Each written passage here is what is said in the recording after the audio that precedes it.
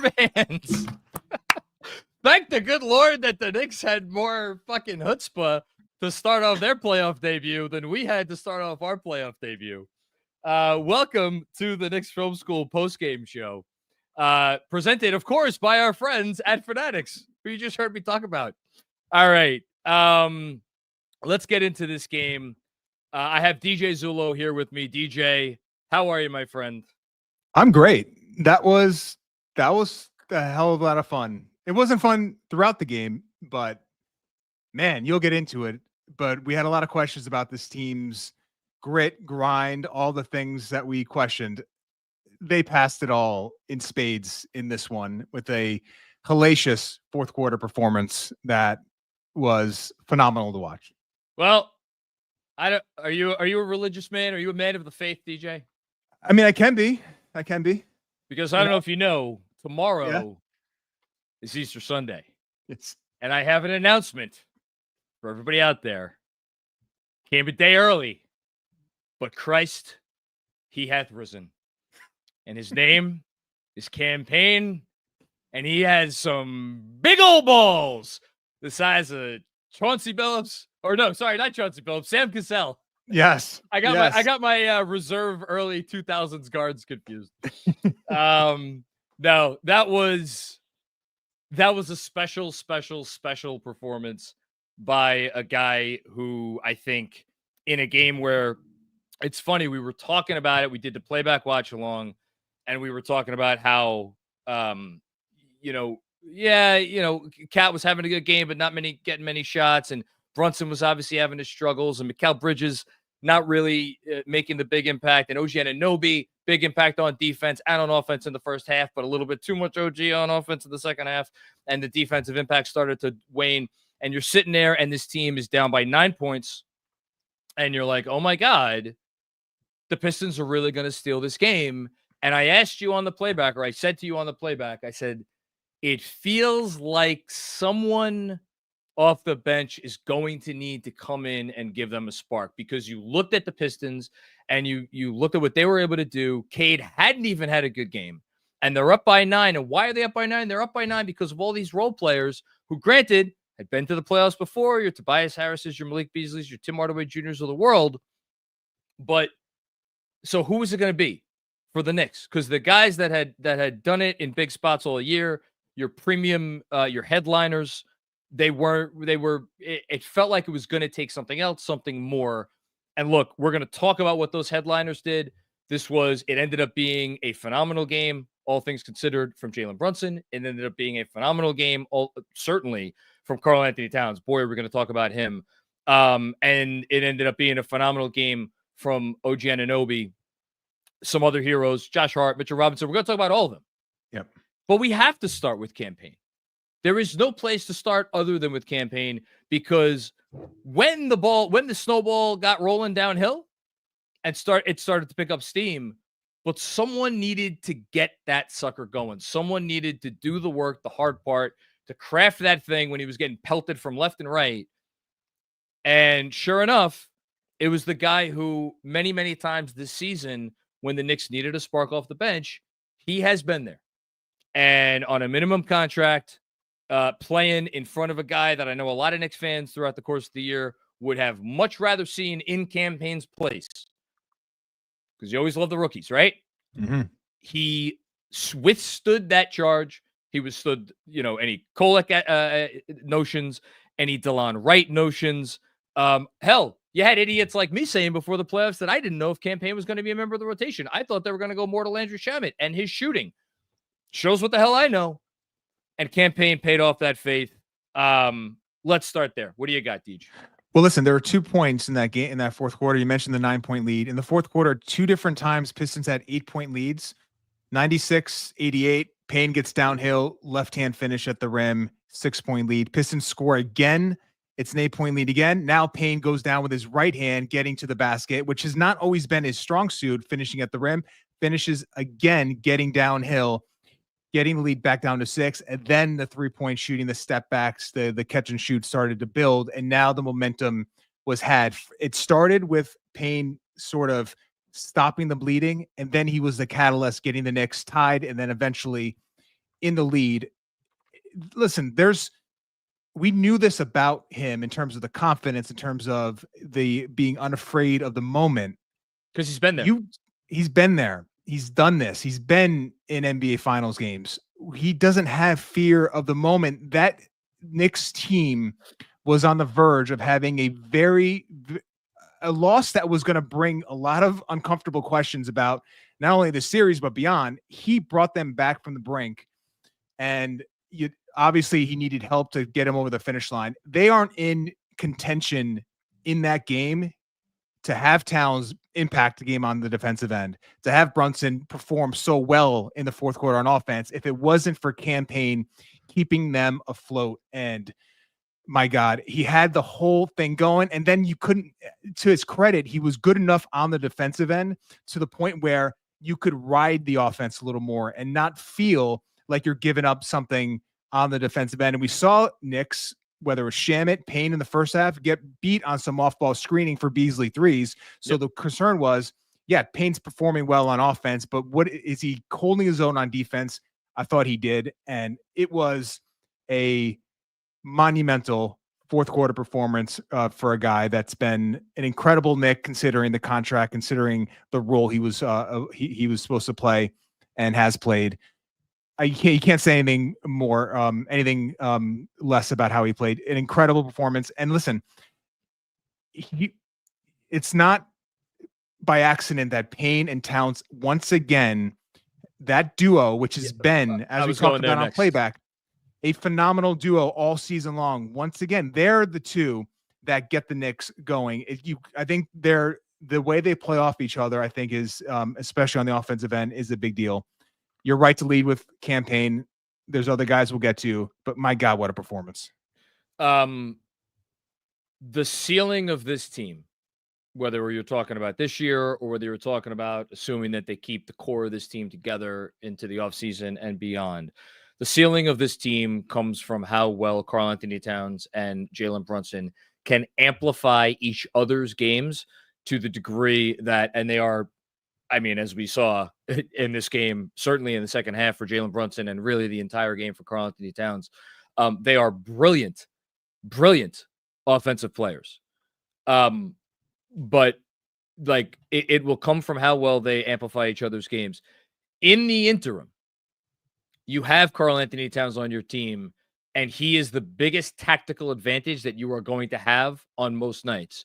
So for right now, there is an argument that him playing with Payne, who is just I don't know if I want to call him a meat and potatoes pick and roll point guard, but he is like, he does all the things in the way that if you're a Karl-Anthony Towns and you're looking to play with another guard who is going to get you into opportunities and situations where you can be successful, is not that Payne? Like that's who he is, and that's what the role he plays on this team. To put a number on it, by the way, for the year, plus in 1,421 non-garbage time possessions, that is not an insignificant sample size. Plus 10.6, 89th percentile offense, 121.2, 84th percentile defense, 110.6. And that's the next place I think we have to turn in this conversation, because I am curious to go listen to some Detroit Pistons post-game shows, because I wonder, I mean, I can think of a lot of things that they're going to be talking about.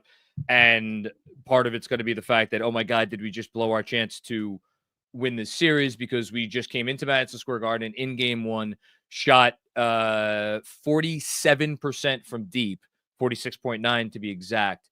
And we somehow did not only did we not come away with the game, with the win, it was a double-digit loss. I'm sure that they're going to be talking about that. But I wonder how much they're going to be talking about the fact that they could not exploit the Knicks having two small, like traditional point guard size point guards on the floor at the same time down the stretch of that game. And I think the Knicks overall, their defense, and this is obviously going to transition into the Towns conversation, deserves all the credit in the world for that.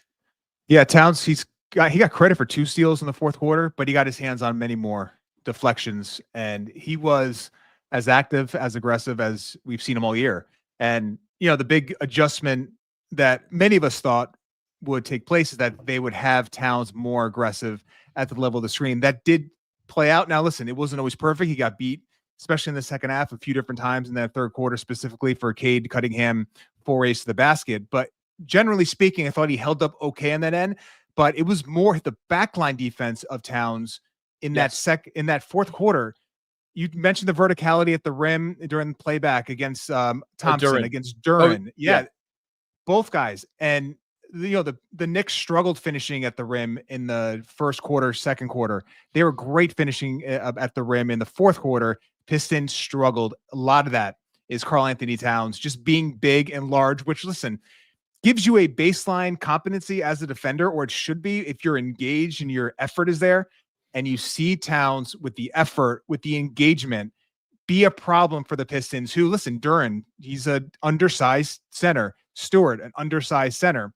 The Knicks have positional size that transcends what the Pistons have, especially in the forward center room. Yes. Knicks took advantage of that, and it wore the Pistons down in the second half. And Towns, with this, we had not seen the hand activity at this level. That's been my biggest gripe with him. Like, he can get his feet in the right positions, but the hand activity leaves a lot to be desired many times. But tonight he was active, he was engaged, as I said, and he created havoc, which is something we have not had the wonder to say in this Knicks season. He was that good on the defensive end with his hands getting deflections and just causing mayhem. So I said at the end of the playback that we were going to talk about whether, because we said before the game started, I think I don't know if we agreed, but I certainly felt this way, and it seemed like you were on the same page, that the Knicks were going to be hard pressed to do anything in this game that would materially change our opinion on their ceiling as a basketball team this season. They were either going to come out and be like, all right, good, they did what they were supposed to do, but we still have XYZ questions, or they were going to have a bad loss. Now, we were trending towards a bad loss, and I do, look, the vibes are very good right now. That sort of thing happens when you go on a 21-0 fourth quarter run. Oh my God, that actually happened. But I do want to talk a little bit about some of the stuff that you thought went wrong. But sure enough, we're sitting here after one game against the Pistons, which I know the Detroit Pistons are not a great offense. They're a mediocre offense. And does everything the Knicks were able to do defensively against them in that fourth quarter, and what Towns specifically was able to do against them in the fourth quarter, will that translate to the elite offenses? Not in maybe the same way, but the fact that we're sitting here and we're talking about a Karl-Anthony Towns defensive performance that was better than any of the 82 games, well, however many games he played. I think he played in 72 games. Yeah. Than any of those games he played during the regular season. And I don't even have to think that hard. Like, that was easily, in terms of the spot, in terms of the pressure on him, in terms of what the Knicks were asking him to do and how active they were asking him, requiring him to be. And then for him to go down the other end and finish the game with 23 points on 14 shots, 10 of 14 from the field, along with 5 assists. And you mentioned he had 2 fourth quarter steals, 4 steals a total, 2 blocks. It's weird. Campaign for me, I think I agree we had to start with Campaign. I think Karl's the player of the game. Yeah, if you consider both ends of the floor, I agree. And just hit on the offense a little bit. There were some shot making there. Oh my goodness. Where both of us are just like, how the skill that this 7-footer can display on an NBA floor. The floater that he hit, I think it was 91-83. Might have been right after that 5-second violation the Knicks forced, where he hits a floater going to his left across his body, going back right. 91-80. Made it 91-85. Yeah. Made it 91-85. An incredibly difficult shot. He made a couple turnarounds along the baseline.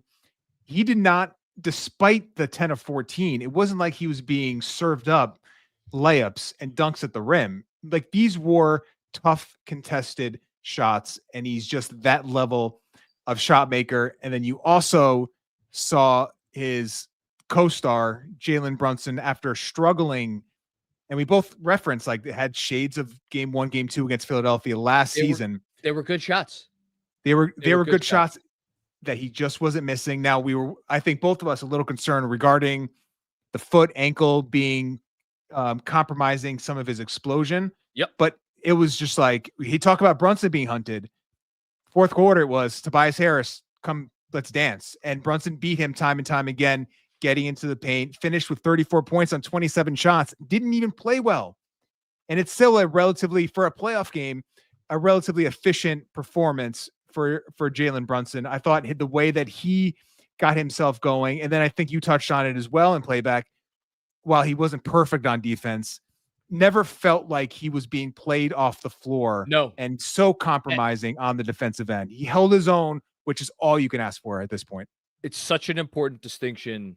To go back to Cat very briefly, and then we'll go on. That key stretch you're referencing, that you referenced with the runner that made it 91-85. He then, and you said it, he was exceptional on the following Detroit Pistons possession, where you said it, he arrived at the screen. So he wasn't late. He arrived as the screen was there, which made all the difference in that possession.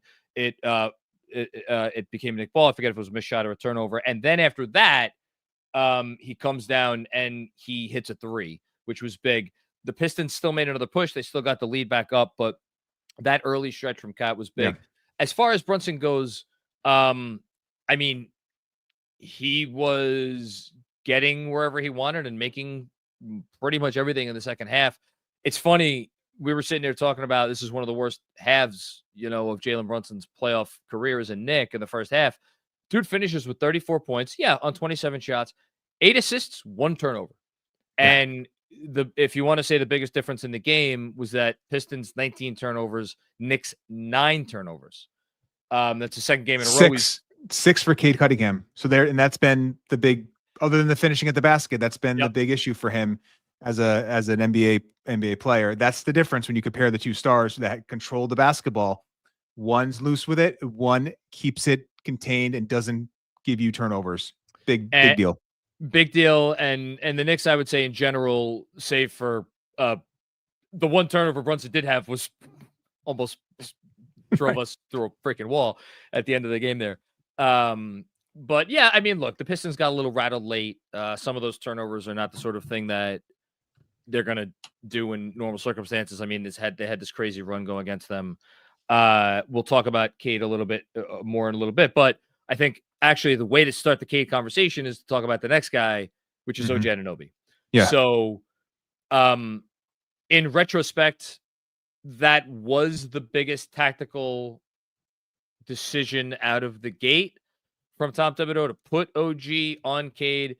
Cade's final line in this game, 8 for 21, as you referenced, 6 turnovers. He did have 12 assists.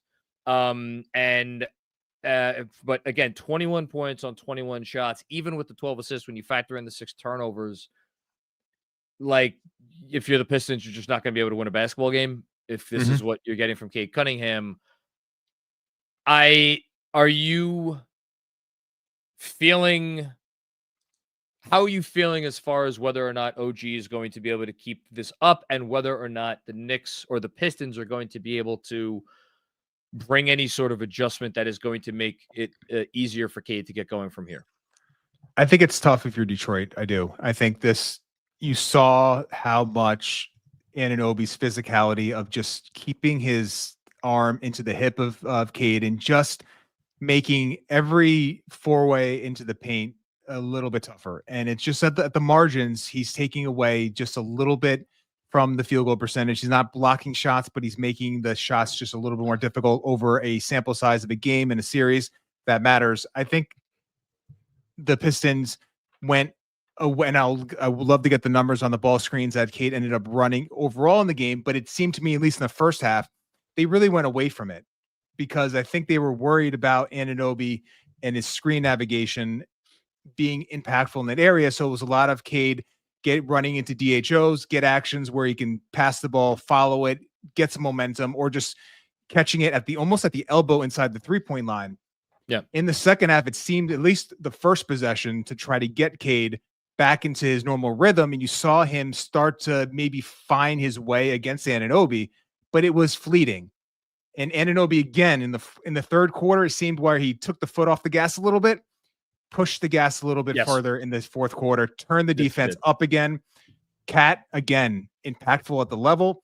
When we say Riley at the screen, so there was one in the third quarter where he's late, so he's sprinting up while Cade is now rejecting and getting downhill. That's too hard for Cat to sort of have to contain in that way. When he arrives at the screen, he could be in a proper defensive stance and corral contain. That's the pairing where you can support each other as a pick and roll duo on the defensive end.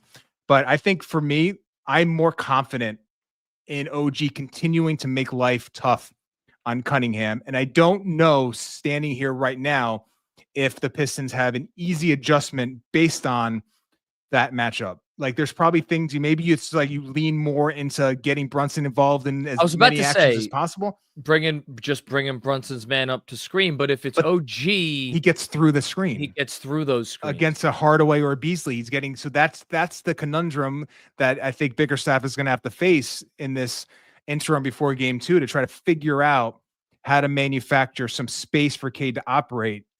This was while Anunoby didn't have it going in the second half offensively. The impact of a guy that can score the way he did in the first half. And listen, I have some critiques about the level of shot attempts in terms of the difficulty, but he kept the Knicks connected in the first half with his shot making. And then in the second half, he's able to just dominate at times on the defensive end. That's the two-way ability that makes the max contract worth it, that gives him all NBA defense votes. That's going to make this guy, if he continues this, a borderline all NBA player. Like, that's the level of performance we've seen now for a 20-game stretch. I thought he was, as a whole, a phenomenal two-way player tonight. And I don't know if the Pistons have a easiest solution to try to get him off of Cunningham, save for foul trouble and just getting him off the floor. Yeah, and regarding the offense, well, actually, two things, because let's stick with OG for a second. We're watching the game, and I said it at the very first made shot for OG Anunoby, which was a tough make, and I'm like, well, the Pistons will probably live with that. And then we kept referencing the concept of like, man, yeah, OG's going off, but this seems to be playing maybe into Detroit's hands. If we're sitting here and we're looking at a first half where OG Anunoby takes twice as many shots as Karl-Anthony Towns, if you're JB Bickerstaff, you're probably throwing a party over that. So there's like a very, I feel like it's a very small gray area where it's like, all right, we're taking what the defense gives us, but like, at what point do we want? Are we taking too much of it, and do we want to start pivoting off? And not to sound like Tibbs, but the game tells you what to do. I thought the Knicks, as it got into the fourth quarter, and again, campaign, all the credit in the world for this, but like, they got Townsend going. They obviously, Jalen Brunson got himself going. That's what I was going to say before regarding the Knicks defense generally. I thought their switching when it was time to switch and when the opportunity was there to switch was pretty on point today. We did not see it. There were a couple moments of confusion, which definitely cost them. But overall, I thought their connectivity and their communication was okay on that end. Yeah, I thought that, there was, again, the Brunson got beat once in the first quarter. Then there was another closeout where, it seemed like Anunoby wanted to continue following Cade on a downhill drive. And then he ended up having to switch late onto Hardaway, who beat him on a closeout. Again, you could pick apart and find one or two possessions. Overall, I thought the Knicks defense was very good. I thought the Pistons actually, their shot making, especially quarters 1 through 3, so defied some of the Knicks defense. I thought the Knicks defended well throughout the game. The Pistons, to their credit, didn't last the full game, but they made some tough shots, especially Beasley, Tobias Harris in the first half as well. Beasley missed. He had a couple opportunities in the fourth that he missed. Yeah. I don't know if you're Detroit, you could look at 20 points on 16 shots from Malik Beasley, including 6 of 12 from deep, and be like, well, he'll be better next game. I mean, the man shot 50% from 3. Yeah. Tobias Harris, I know he was, a 0 in the second half. Tobias Harris is not the sort of guy that's going to start the game with 22 points in the first half and finish with 40. He's the guy who's going to start the game. If he does get 22 in the first half, which you're not counting on, he's liable to finish the game with what he did today, which was, but still 25 points on 13 shots. You're not doing better than that. And Tim Hardaway Jr., man, once a Knick, always a Knick. really big 19 points on 13 shots for him. I thought Schroeder 3 of 8, but like I thought he was okay. It was a little almost like, again, that's where he gets like, it's like too much Dennis Schroeder. There's like a little more like, I got this moment here where he got, but to your point, I thought he impacted it. It just, he didn't strike the right balance. Yeah. Duren got you 5 offensive rebounds that I thought were impactful. You know, maybe you could say if you're Detroit, we'll get a little bit more from Isaiah Stewart next game. We already talked about the Cade Cunningham piece of it. Like, I think if you're the Knicks, you should feel okay overall, which is why I guess well, let's hit a couple things and then we'll get to the super chats. I'm sure there's a lot of people with a lot of comments. The Mitchell Robinson minutes with Karl-Anthony Towns on the first half, we talked about that. They were very good, even though I know the numbers don't maybe necessarily say they were good. They got outscored during that time. I thought Mitch helped really solidify the defense on Cade Cunningham in that second quarter, especially. It was the most extended stretch we've seen of Mitch and Cat together. What did you think of that stretch, and what did you think of them or Tibbs not really going back to it, or actually maybe not going back to it at all in the second half, and perhaps the reason why he didn't go back to it? Yeah, it was 9 minutes, and that was all first half minutes for the Towns Robinson pairing. Yeah, I thought Robinson specifically was, he just shows, he's got a unique ability to defend in ball screens. And, the broadcast mentioned it. He was just he's so good contesting threes. He got, Cade I don't know if he got the block, but he forced a really bad miss on one. It was an air ball. Yeah. It was an air ball. Yeah. That's all Mitch contesting with that left hand again, with the right hand shooter. He's elite at that. Had some offensive rebounds, had the one putback that was just with the right hand. That was incredible. His minutes were, and then we talked about it. Was that more Josh Hart foul trouble? Was that more the way those two were playing? We got the answer in the second half with Josh Hart playing more and obviously performing better as that game went along. But I think you saw where the Towns Robinson duo can really provide so much size length on that back line, especially with Anunoby in the game. It's really tough to generate clean looks when you can specifically shrink the floor against a team that has some shooters that you can play off of and really leave alone. It's a really nice kind of counter that the Knicks can now go to.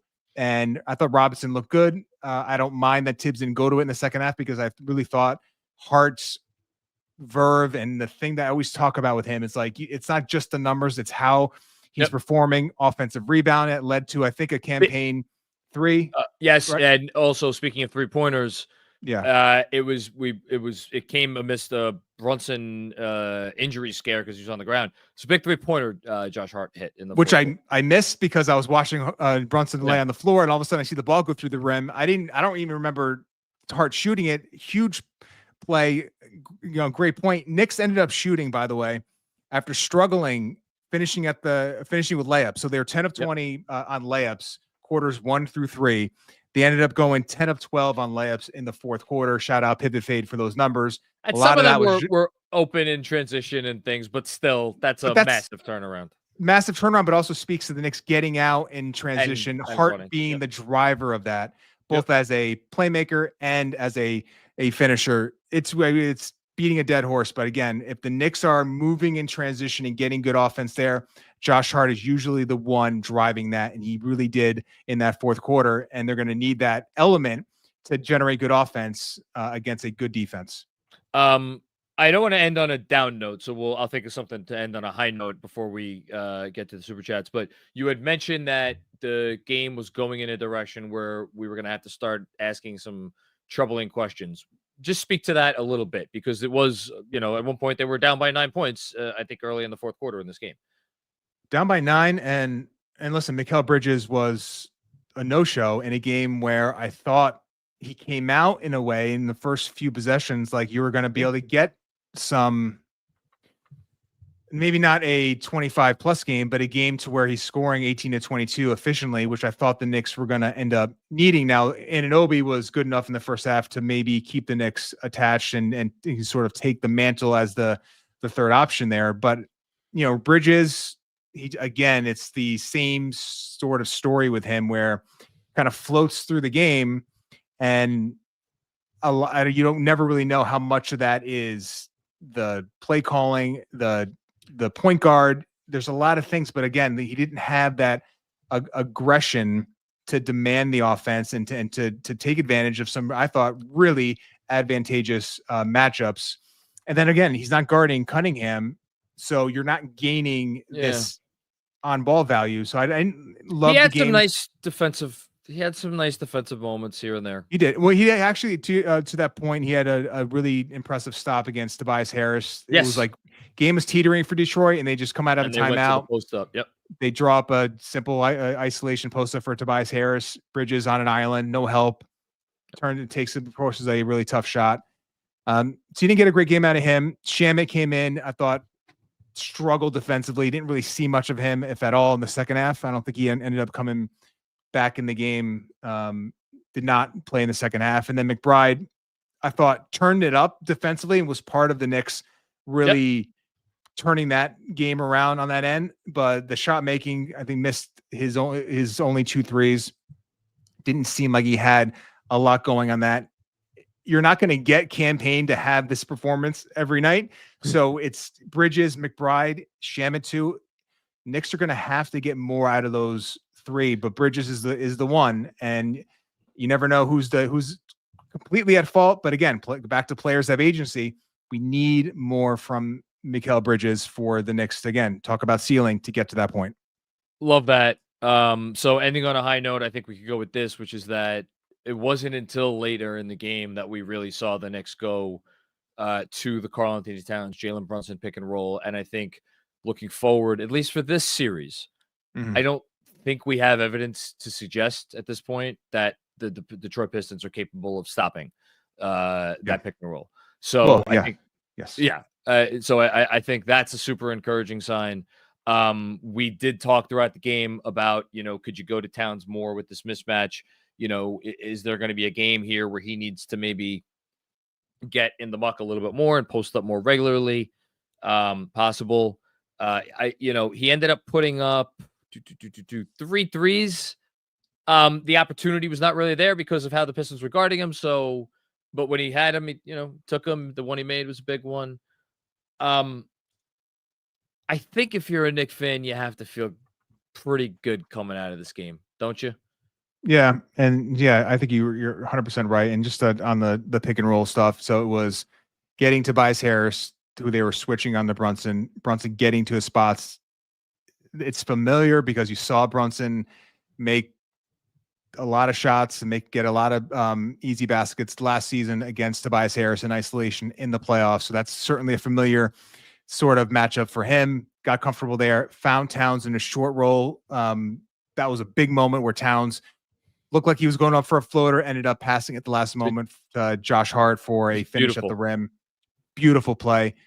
You're right. That pick and roll, that option, they sort of just like, all right, we're just going to lean on our 2 guys, which has not been the case through most of the year now in terms of like being the bellwethers of this offense. And they brought the Knicks home, and it was those 2 guys with Campaign to do it. Brunson 12, Campaign 11. Towns had 7 points, but the 3 assists as well, plus 19 in the fourth quarter for him. He was just like, he took what the defense gave him, and we always want him to sort of like give a little more in terms of just the aggression of the shots he's taken. But I thought it was a really good floor game for Towns, passing, shot making, and then of course the defense really strong. He is the player of the game on both sides of the floor for me as well. Well, Pat Riley, who I know we don't like to talk about here, but once said that a playoff series does not start until the road team wins a game. Detroit, all they need to do is get one of these. So, and this is the only portion of the series we should note where the turnaround time is, for the first round at least, quicker. These 2 teams will play again on Monday. So the Knicks' job is not done yet. Got to go out there, got to win game 2. Take care of business, and then you go back to Detroit and you try to steal one of those and then close it out in game 5 at home, or maybe even better than that. But one thing at a time. You can't go back to Detroit up 2-0 unless you win game 1. So they did that. one of the great Knick runs of all time, an all-time Knick bench supporting performance from campaign, and your stars showing why they are paid the way they are and why they are going to get the postseason accolades that they will get in terms of Karl Anthony Towns and Jalen Brunson, all NBA, OG Anunoby, all defense. A lot of good stuff if you're a Knick fan. So hopefully the vibes on this post game are good.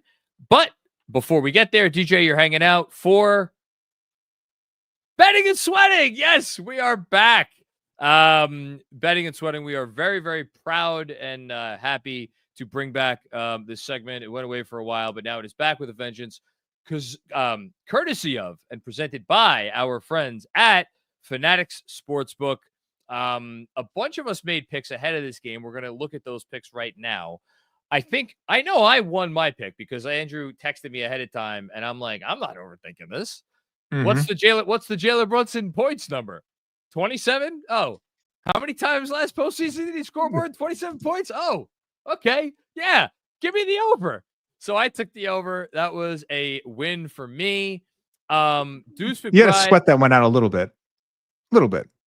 As the game was going on.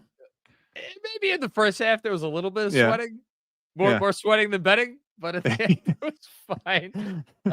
Sean with a W, as he is wont to do, gets cute. Sean's always got to look cute, you know. And he went with Deuce McBride, 2 or more threes made. Sorry, Sean, that's gonna be a loss for you. And then Andrew Claudio, Karl Anthony Towns. I actually haven't even done the math here. 39 points plus rebounds plus assists. So we got 23 plus 11 is 34 plus 5 is 39. Look at that. So he gets it by a half. He gets it. 39. He got to 39 by one, 39. by a half. By a half. Good job, Andrew. Well done, Andrew Claudio. Again, those are your betting and sweating picks presented by our friends at Fanatics Sportsbook.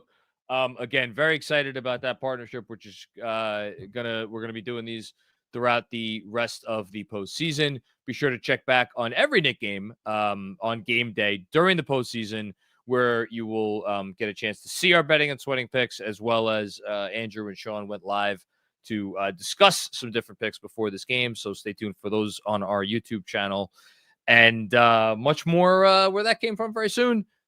But right now, DJ, I'm going to bid you adieu. Final thoughts here before I let you go. You mentioned one of the great fourth quarter runs in the history of the franchise in the playoffs. And I think there was some aspects of the game that I think the Knicks can feel great that it's going to continue throughout the series, specifically how OG Anunoby was able to stifle Cade Cunningham. I don't think the Pistons have a great counter to that, and I think that's going to be where the Knicks feel the most confident in terms of slowing down their offense. Then on the offensive side for the Knicks, I thought the floor game in general was really strong from most of their big time players, and of course Payne. Fun blast of a game. I thought the Pistons showed a little youthful lack of experience there and some spots got a little tight. Yep. You would assume in game 2 that's maybe a little bit better. So I'm not gonna say here that I feel confident the Knicks are gonna walk all over them in game 2, but I feel more confident, obviously, in the way the series is gonna go standing here right now than I did before the series started, and that's based on some things that I think are going to carry over throughout the rest of the season. So our series, and it was a fun one to watch. And I hope you enjoy the rest of your night, celebrate this one, and we'll get at it again on Monday.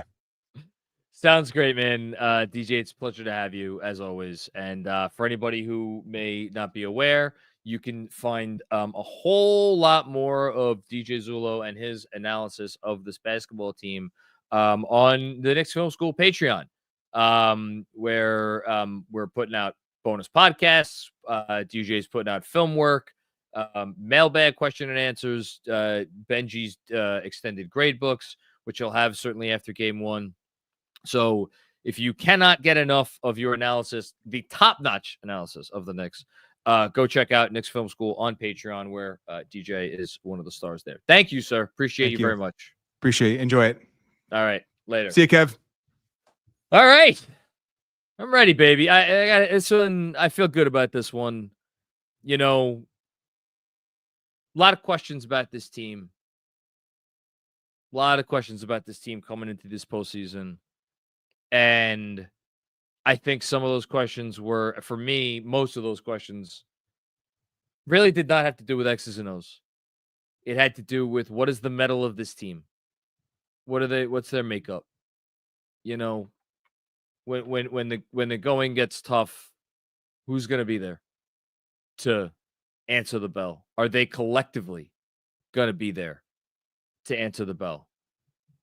And to be down 9 against a team that was feeling real good about itself, and to come back with that response, I got to tell you, I'm feeling a lot better about this team today than I was yesterday. And it's not because of the X's and O's. It's not because Jalen Brunson, Karl-Anthony Towns made a bunch of stops. It's not even because, OG Anunoby stifled Cade Cunningham for the better part of this game. I think there is maybe more of a togetherness and more of a belief and more of a camaraderie within that locker room than maybe I gave it credit for after what was a very difficult season. So excited to talk about this one with y'all. Let us get things started with Sergio Acosta. What's going on, Sergio? Tibbs is the worst coach in the playoffs. I may have 30 more years left in life. I don't want to see Tibbs for another second. God bless. Thanks for starting us off on a positive note, Sergio. Look, man, I don't really know a whole lot of stuff sometimes, but let me tell you, DJ Zullo, he's pretty smart when it comes to this whole basketball thing. Kev is telling me this was from before the big run. I watched the whole game with DJ. We were actively back and forth about like, hey man, what would you be doing? What would you be changing up? I get it. I've gotten it for years now. It's super easy when your team is putting forth a frustrating performance and when things aren't going your way. It's just easy to blame the coach. It's super easy to blame the coach. But one, wait till all 48 minutes are played. And two, you got to look at like what's actually happening and say like, all right, well, if this, then that, and go down the list of all of the things that, all of the possibilities and what are the positive possibilities that come from choice A and what are the negative possibilities that come from choice A, and then do the same thing with choice B and choice C and choice D and the whole thing all the way on down. And I mean, it's not a controversial statement for me to sit here and say that Tom Thibodeau outcoached JB Bickerstaff in this game. Just because it wasn't going the Knicks' way for a lot of the time, you still got to keep it a buck. But I understand it's a lot easier to do this than say like, oh, our players maybe aren't holding up their end of the bargain. So I hope that made the first 40, whatever, 39, 38 minutes easier for you to stomach. But thanks for getting us started off, Sergio. Hush Zoo, what's going on? Does this team know it's the playoff and not game 80 of the regular season? Again, this was, I think, before the big run. A lot of frustrated Knicks fans at that point in time. Listen, it was absolutely a frustrating end of the third quarter, second half of the third quarter, beginning of the fourth quarter. But we just talked about every aspect of the game and the reasons why I think you were a little bit, could have been a little bit underwhelmed. I thought Detroit played a really good game and they made a lot of shots, and you don't expect them, all of those role players, to come up in all of the ways that they were. And you expected some of the Knicks role players to come through with bigger performances than they had up until that point. But when push comes to shove, it's about what do you do in the big moments. And for any frustrations that we may have had with Jalen Brunson in the first half, with Josh Hart with a quiet first half, OG Anunoby, a quiet by his standards defensive third quarter. All those guys came up big in the fourth quarter of the game. So that's what matters. Thanks, Hush. All right. Apparently now we're getting to the good ones. Armand, what's going on? Armand, Bird and I. I'm proud of this team. All caps, minus Bridges. You should be proud of the team. That was a hard win, man. It was a hard win. Like, you know, I think two very, very similar performances today. Obviously, the Denver Nuggets performance against a Clipper team that is, you know, an absolutely elite basketball team. This Detroit team is not that level of elite. And they also did not get up on the Knicks the way the Clippers got up on the Denver Nuggets. But where you got a team that has metal and that has shared experience together and making the necessary plays, you know, with all of the terminology that we always throw around, with grit and toughness and perseverance and coming up big when it matters the most. And yeah, that includes making some big shots. Like, you got to be proud of this team. You got to. Thanks, Armand, for getting us started off on a positive note. Appreciate that.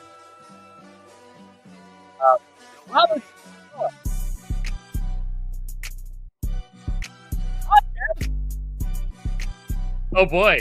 Hold on a second. The vibes need a bit of a reversal, if you don't mind, Mr. Macri. Hi, Robert. Hi, Kevin. Hi, America. And hello, Detroit. That was so adorable how you flexed in game 80 of the regular season.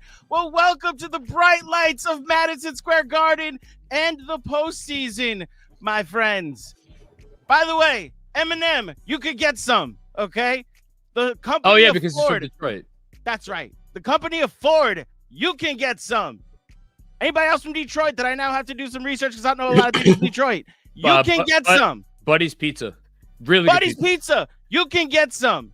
And more specifically, anybody that was in my mentions about Knicks in 7, you were right. Because guess what? I can get some. Knicks in 5, baby. We back. Listen. Not 1, not 2, not 3, not 6, not 7, not 4, but 5. Actually, maybe 4. Maybe 4. Knicks in 5, baby. We back. They some pups, Kev. They some pups. You saw that fourth quarter? Couldn't get a stop. Fire. Couldn't get a bucket. Fire. Couldn't do anything. You lost to Payne in game 1. Just wait till Jalen Brunson's good. What? My goodness. Crazy. My goodness. They had us shaking. You said Knicks in 6. I said Knicks in 7. I don't know. Days off, John. We're going to get days off, John. I don't know that I'm backing off Knicks in 6 too much all the way. Don't worry. Don't worry. Tobias Harris won't have the game of his life anymore. Don't worry. The Philly version of Tobias Harris showed up in the second half. The heat check of all heat check from Tim Hardaway Jr. ended in the fourth quarter. My good campaign. I love you forever. To anybody that said you got benching for DeLon Wright, please go think about what you did. Go sit in timeout. I didn't even say that. I just thought they would run an 8-man rotation. He wasn't going to be a part of it. You can also go on timeout after the super chats because we got a lot of super chats to go to. Knicks fans, rejoice. That was the most fun stretch of the season, that 21-0 run. Crazy. Also noted who wasn't on the court during that run. But that was the most fun I had watching this basketball team. Shout out to the Knicks. Shout out to Karl Anthony Towns playing defense tonight. Shout out to Josh Hart. My apologies, sir, for saying the need to play less of you. No, all the momentum plays that you had in that fourth quarter. And shout out to the fine folks at Fanatic Sportsbook. Listen, if a home run goes over the fence, if it's by an inch or in the upper deck, it's a home run. 38.5. That's right. It hits, ladies and gentlemen. Shout out to Karl Anthony Towns, my betting and sweating pick. Okay. Clearly, this is an edition of the Knicks Film School X's and O's. I will make sure that is fixed by Monday. Ladies and gentlemen, enjoy the rest of whatever this version of the live stream is. Knicks in 5, baby. Knicks in 5. Detroit, what up, though? What up, though? Knicks in 5. You know my favorite part of all that was? What? You left Robert Cross waiting for me to read his super chat. You will. Don't worry. He's been waiting for like a while. It's okay. He's waiting for a while. We went through some negative super chats anyway. Everybody from the 313, put your mother effing hands up. And Knicks in 5.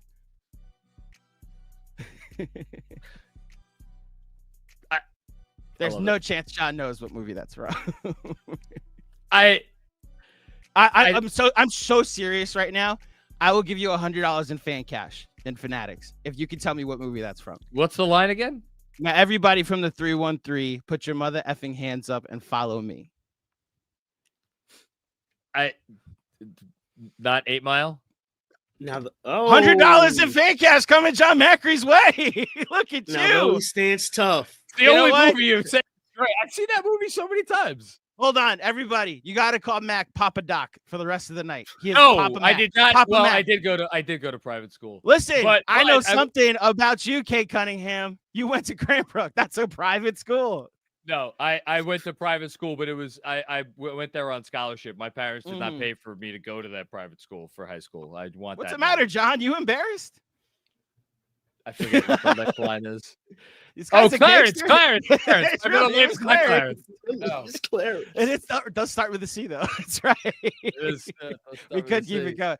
Okay, I'm just here to have a lot of fun. Knicks in 5. That was a very fun fourth quarter of basketball. We'll keep the post game going. I won't interrupt no more. Shout out to everybody watching live. Over 2,200 people watching live in the chat. Everybody hit the like too. Hit the like button. Subscribe, share, and share the broadcast. Send it to Detroit. If the Knicks win this series, I will do the entirety of "Lose Yourself," which I've done on several karaoke forays. It is my go-to karaoke song, so I'll do that for y'all if they win this series. So what do they have to win it in? Just if they win the series? Sure, why not?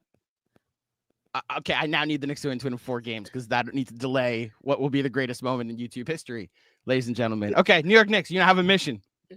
This is so much less about the Detroit Pistons. Now it's about John Macri going full Eminem on the post-game show. Okay, you have your objective, Knicks, New York Knicks. I don't care if you win in the Boston series. If you lose in 4, you need to end this series as soon as possible so I can see that. Okay. Oh, shit. Yeah, come on, let's go. If we don't be careful, Kev, he's going to start doing it now. Let's go. Back to your regularly scheduled program, Knicks in 5. All right. Robert W. Cross. First time, long time. It's your boy, John. I bet you could rehearse all of Lose Yourself. Campaign is better than champagne. I'm about to pop open a bottle of champagne, man. That's how good I'm feeling. It's Saturday night, too. Tomorrow's off day. That's even better. Got some Easter eggs. Got some Easter brunch or whatever else you're going to do. Nah, this is great. It's a good time. And yes, campaign is better than champagne. No sex in the champagne room, though. Not for you, Robert. There's another reference for you. Thanks, Robert. Alex Cohen. What's going on, Alex? What the fuck is Tim Stinkin playing Payne over Kolek? Oh, yeah, man. No, listen. It is the hit rate on minimum contracts in the NBA is small. Like, most of the time, you're getting a guy who is not going to be a rotation player.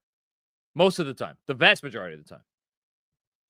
When you get a guy who's going to come in and win you a playoff game and turn a playoff game in your favor, and that dude's on a minimum contract, like,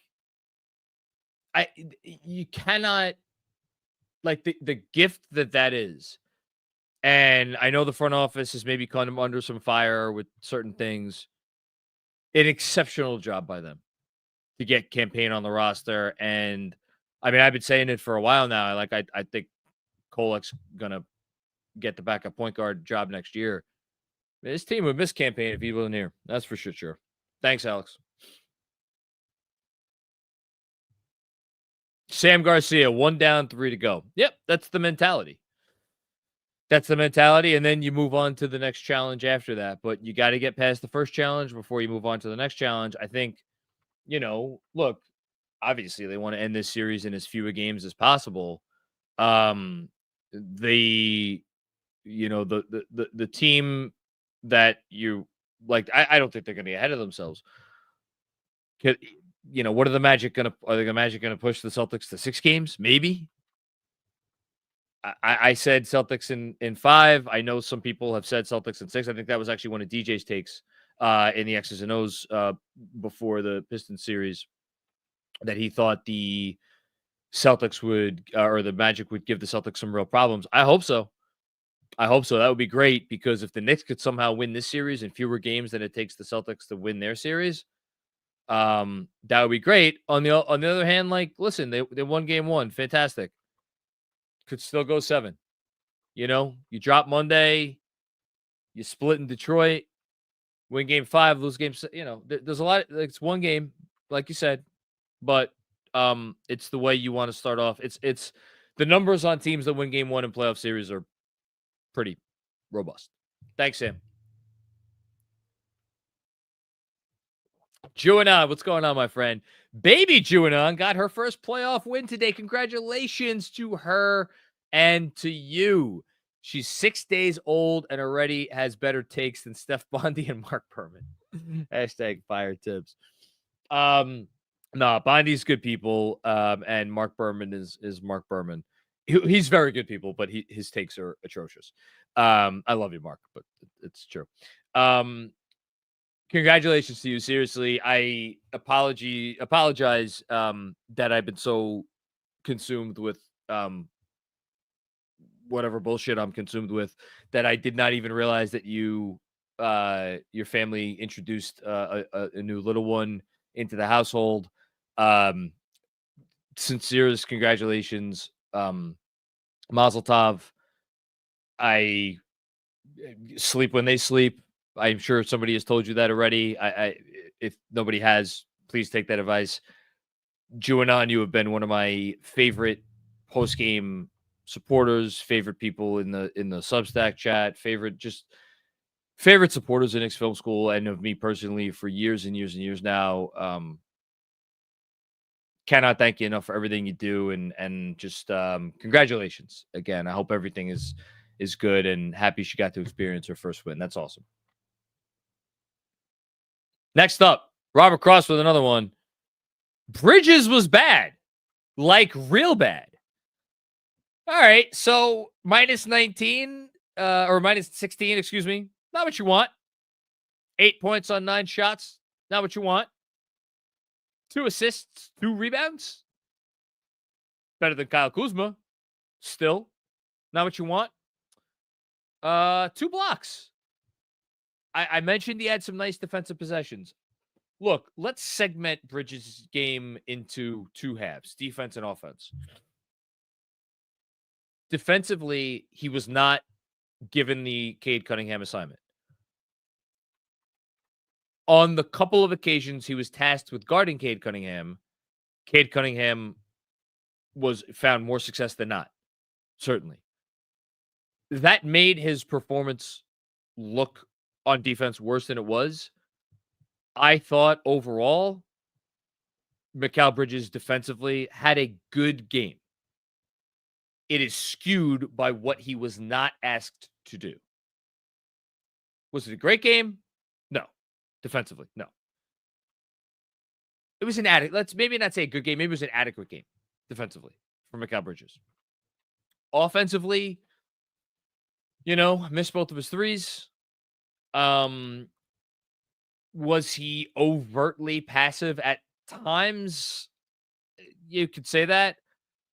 I think, look, nobody had an issue with Tibbs keeping him on the bench for the majority of that fourth quarter. You could argue that coaching decision helped win them the game. I don't want to pile on Mikal too much, though. For one, I don't think he deserves it. No, and you're not piling on, but just, And 2, you better believe they're going to need him to win the series. So, yeah. Thanks, Robert.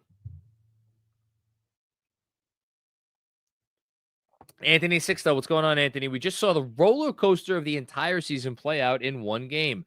Detroit has no answers for Cat. I love the defensive effort in the fourth. Hashtag Knicks in 4.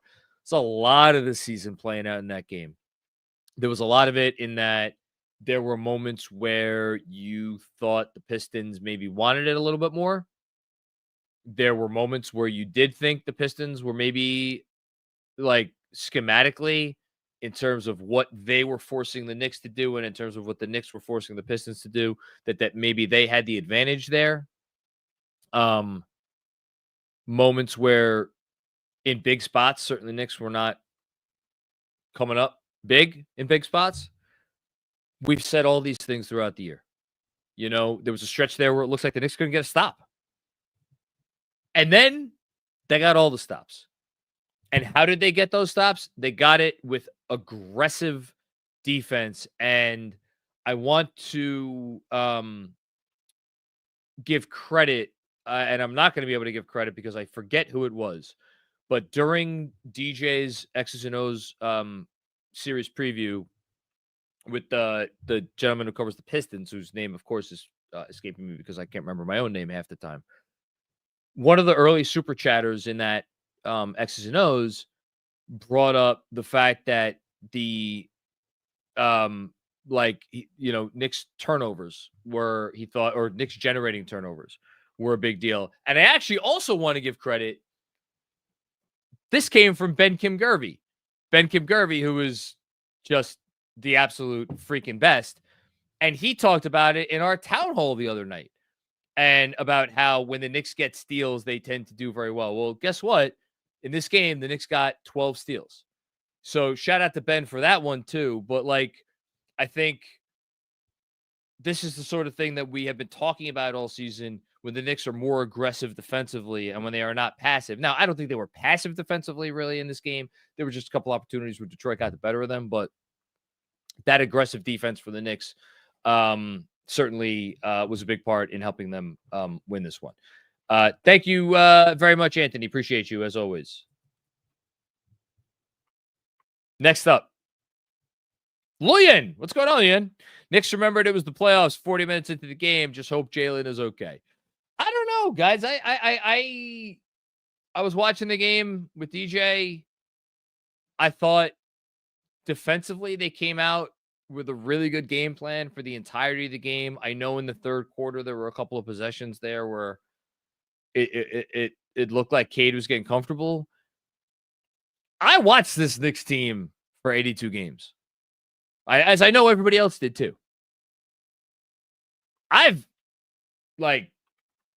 put the fourth quarter aside. Just the first three quarters. I don't know that I would say that the Knicks came out against a quality opponent and defended with that level of effectiveness 20 regular season games, 25, 15. It's not a big number. It's not a big number. So certainly on the defensive end of the floor, I thought, look, did they turn it up in the fourth quarter? Absolutely. But I thought on the whole, this was a really positive defensive performance from the Knicks that didn't look as positive as it should have, because you had the likes of Tobias Harris and Tim Hardaway Jr. making everything from the field that they attempted through the first three quarters. And that is just not something that you're usually going to get. Offensively is where I think you could be more critical. A lot of that was just Jalen Brunson missing some shots. And maybe, again, talking about the OG part of it, going a little bit too much into what the Pistons wanted you to do on the offensive end. But even then, Knicks very poor finishing at the rim. Is that their approach to the game, or is that just them not being effective enough? Yeah, I was fine with their approach. I thought they played a good game, and even when it wasn't going their way, I thought on the whole, there was a lot of stuff to like, and obviously it ended up turning in their favor. So that's good. Thanks, Liam. Hush Zoo with another one. That's why we brought in Cam. Let's freaking go Knicks. Let's go Knicks. Let's go KS. I'm assuming that's let's go KFS. Sure, why not? And then let's go KS.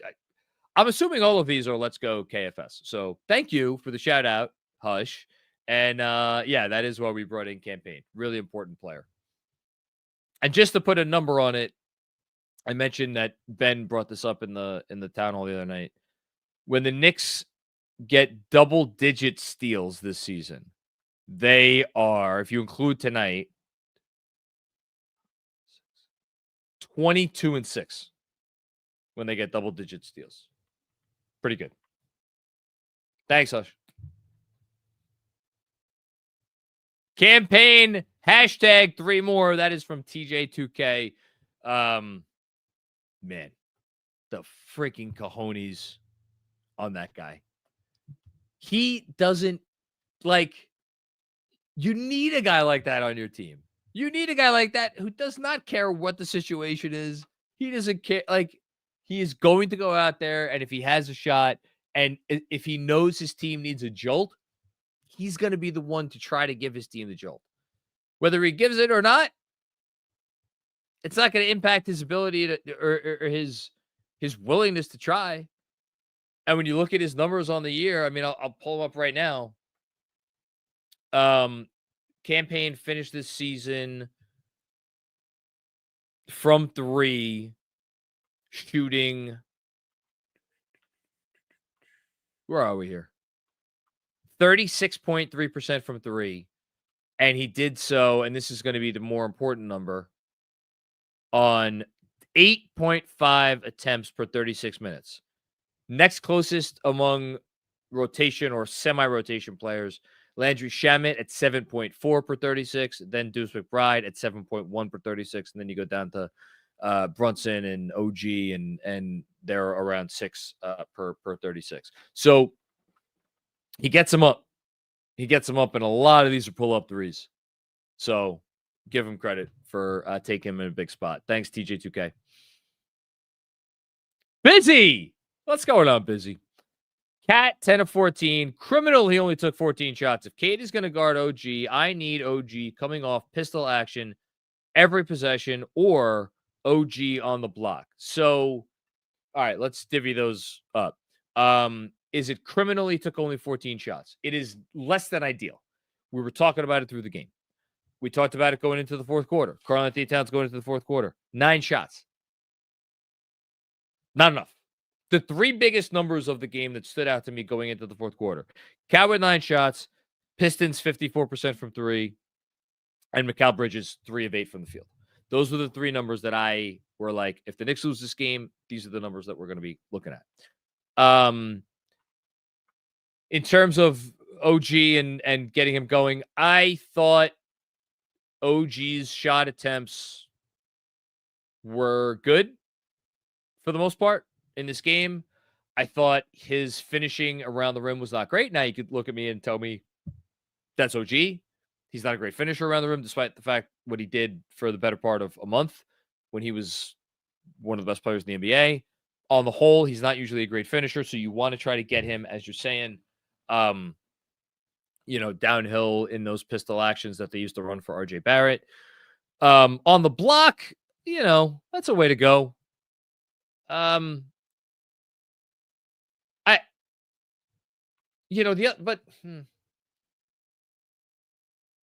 I thought OG ended up with the ball at the end of a lot of possessions.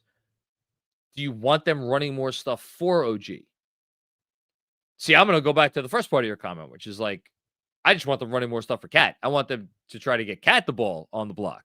Maybe run some stuff where Cat catches the ball 12 or 13 or 15 feet from the basket as opposed to 19 or 20 feet from the basket. That's what if I want to see an adjustment in the offense, that's the adjustment that I want to see. Thanks, Busy. Easier post-up opportunities. Because God knows he made some tough shots today. Another one for Busy. We only need Brunson to be Brunson the final 5 minutes, especially if others have it going like they didn't in this game. We've been back and forth about this for years, Busy. Years. And I think that there is a tightrope to walk when you're talking about how much Brunson is too much Brunson versus how much is needed to get the defense to bend such that other stuff opens up. There's no right answer. You kind of know it when you see it. I had an issue with maybe 3 or 4 of his shots in the first half. I thought they were good shots. And I thought in the second half, took a lot of the same shots. He just made them. But I get where you're coming from. I always do. And I always respect it because it's not, you're certainly not wrong. I just, to say that save that version of Jalen Brunson for the last 5 minutes of the fourth quarter, it's a little bit too far for me because you just don't have anybody else on this team that creates advantages, as we've talked about many times. Thank you, Busy.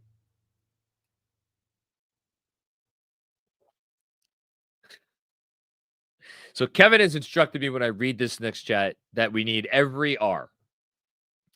This is from Jesse Tutman.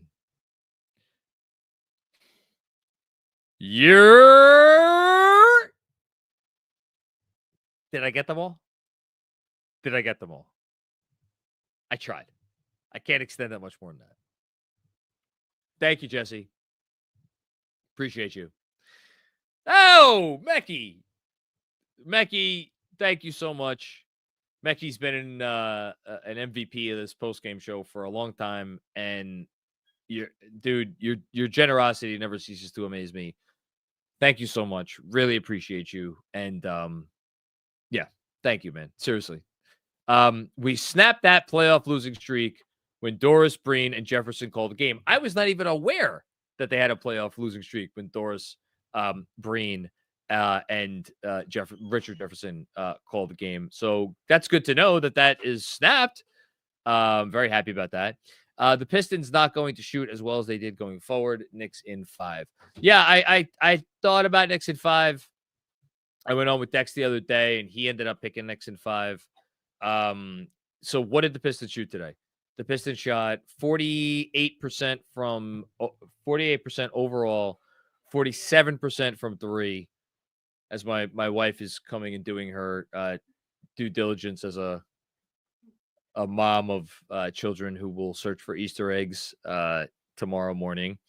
Great job by you. How many games? Hang on here. We're going to take a little quick detour here. So Detroit this season, how many games do you think they shot at least 47% from 3? And again, today they shot 46.9%. So how many games did they shoot at least that percentage from 3? I'm going to guess 8. And I'm going to guess in those 8 games they went 7-1. Let's go with that. All right. Detroit shot at least 46.9% from 3 10 times. And they went 8-2 in those games. So I was pretty close. Their 2 losses came at the Bucks back in November. It was an overtime loss. And the Bucks in that game shot 43% from 3. And then the other loss was a loss to the Boston Celtics in early December, in which the Celtics shot 40% from 3, but on 53 attempts. They were 21 of 53. So the Pistons this season, and if we want to extend it out a little bit more, anytime the Pistons shot 43% or more from 3, 42.9 to be exact, but let's round it up to 43. They were 13-3. The other loss was another loss to the Bucks actually, by 6 points. That was one of the last games of the season that we could kind of toss out. And the Bucks in that game shot 43.6% from 3. So this team 16 times, and we can even extend it out to they've shot over 41% from 3 20 times, 16-4 in those games. That extra loss, they shot 42.4%. A 6-point loss to the Oklahoma City Thunder, who obviously Oklahoma City is really freaking good. So this season, when the Pistons have shot it well from 3, the only times that they have lost are when the other team shot at least 40% from 3, or the one exception to that is when they played the Thunder. who are freaking incredible, and the Pistons still only scored 107 points in that game. That was actually back in March. So for the Knicks to win this game, in which the Pistons shot, again, 46.9% from three on a decent volume, 32 attempts, and the Knicks shot 38.5% from three, it's a really good accomplishment. And again, you won the game by double digits. So, look, I know people were down on this team through the first 40 minutes of the game. There comes a time when you do have to kind of tip your cap when the other team is making shots and making shots that they're making the shots that you want them to take. No NBA defense, doesn't matter what defense you are, no NBA defense could take away everything. It's not possible. The Knicks took away, for the vast majority of this game, the stuff that they wanted to take away, and they gave the stuff that they were comfortable giving up, and the Pistons basically took advantage almost every time. So, good job by them, and good job by you, Mackie. Thank you again for the very generous contribution. Dom! What's going on, Dom? Good to see you on the town hall the other night, Mr. Cappuccini. Did I start to question our team's toughness in the third? In my head, sure. They woke up at the right time. It's not how you start, but how you finish. Now, who's the tougher team and who is just talking junk? Yeah, look, I didn't pay attention to the Pistons, whatever nonsense they were trying to engage in before the series. I will give them a lot of credit. They came out there and they backed up their talk for 3 quarters. They executed. They were tough without letting it devolve into, tomfoolery, the likes of which would get the refs involved and this and that. All of their role players with playoff experience came up big. Like, they went out there and I thought they had a game plan, and I thought they stuck to that game plan, and I thought the game plan worked as well as anyone could have expected for 3+ quarters. And then at the end of the day, they just couldn't make enough plays in big spots. And you give the Knicks, whenever you have a 21-0 run like that, and the game finishes the way the game finishes, and the Pistons eventually kind of let go of the rope, you have to ask yourself, how much is that on the team that gave up the run? How much of that is on the team that made the run? I think it's probably more like, I don't know. I'd say 60-40 Knicks. I thought they forced a lot of that. And that's really encouraging. To your point, Dom, about do we have faith in this team or do we not have faith in this team?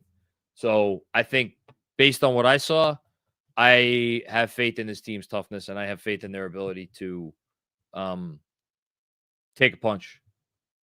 And it's not like this is the first punch they've taken and responded to this year. They've done it before. Thanks, Tom. True statement. What's going on, True statement? Where's the shimmy? Well, it's taking a cold shower right now. That's where the shimmy is. Yeah, he was feeling good about himself there. I think that was when the Pistons took the 7-point lead, right? It was the biggest lead of the game at that point in time. Yeah.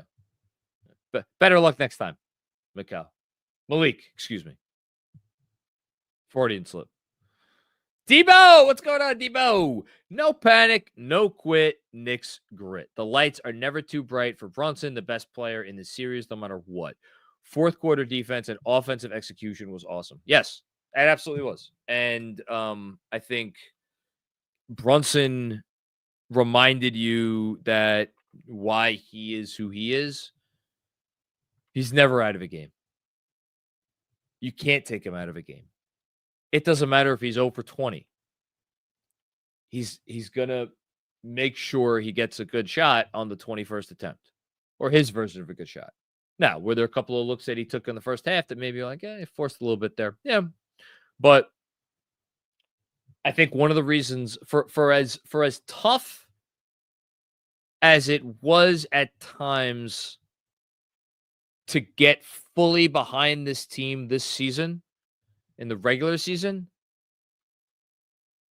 the reason why ultimately anyone's life as a Knicks fan is never going to be that hard is because some superstars are easier to root for than others.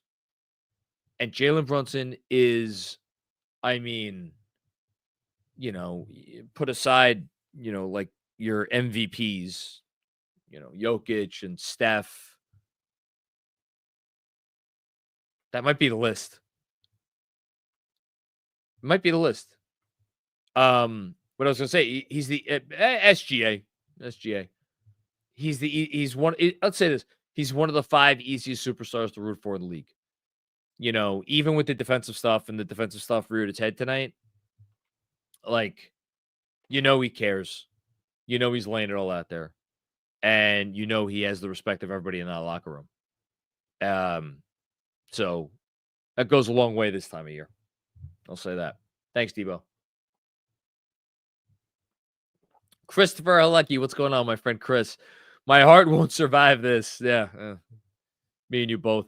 Brunson, Towns, Hart, and Payne turned it up in the fourth quarter, clearly having their way with this inexperienced Detroit team. I loved watching Robinson. I got one more. Thank you, Chris. I don't know if there's more from Chris. If there is, I'll get back to it. Yeah, I mean, the fact that Detroit was inexperienced. So we were talking about this as it was happening, me and DJ. Like, their inexperience definitely reared its head at some point, but I thought the early part of that run, that was just the Knicks executing with a really high level. And then as the run kept going, I thought Detroit got more and more rattled.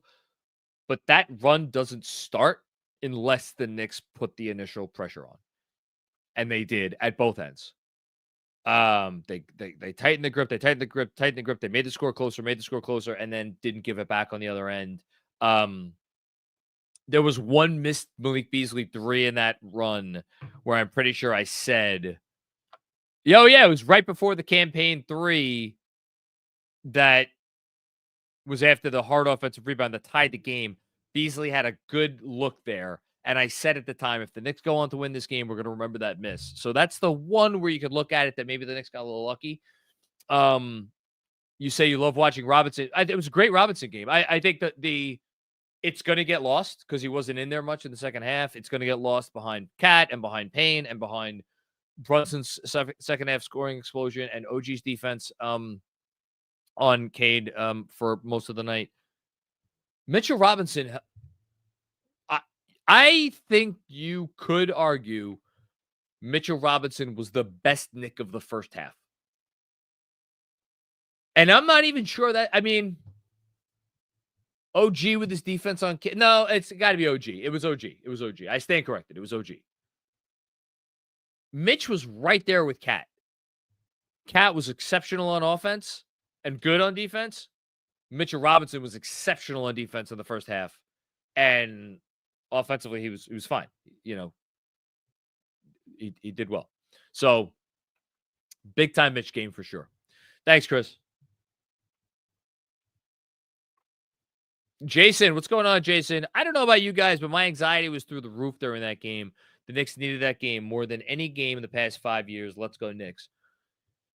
Oh, boy. A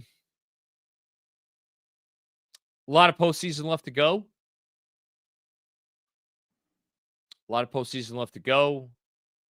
If they lost that game, do they lose the series definitively? I don't know.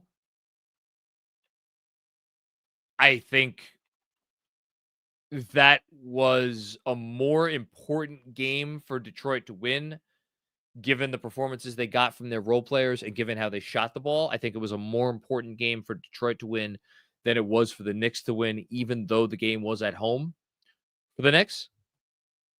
And given how Brunson shot the ball in the first half, I think you may be proven right. And look, long way to go. But it's tough to win a series when you lose the first game. It's not impossible. It's tough. It's very tough. So we could look back on this game and that spurt from Cameron Payne and be thinking this at some point. Thank you, Jason. CC Kirby, what's going on, CC? We are feasting tonight in the Cam Hive. Let's freaking go. Yes. Yeah, man. Good job by anyone who did not ever relent on campaign. I never, to my credit, I'm going to give myself the smallest, like the world's smallest violin. I'm going to give myself the world's smallest pat on the back. I never gave up on campaign. I just didn't think he would end up in the rotation. And the reason why I didn't think he would end up in the postseason rotation is because I thought Shamet was on such a heater that Tibbs would go to Shamet for the shot making and for his feistiness on defense. And he is feisty.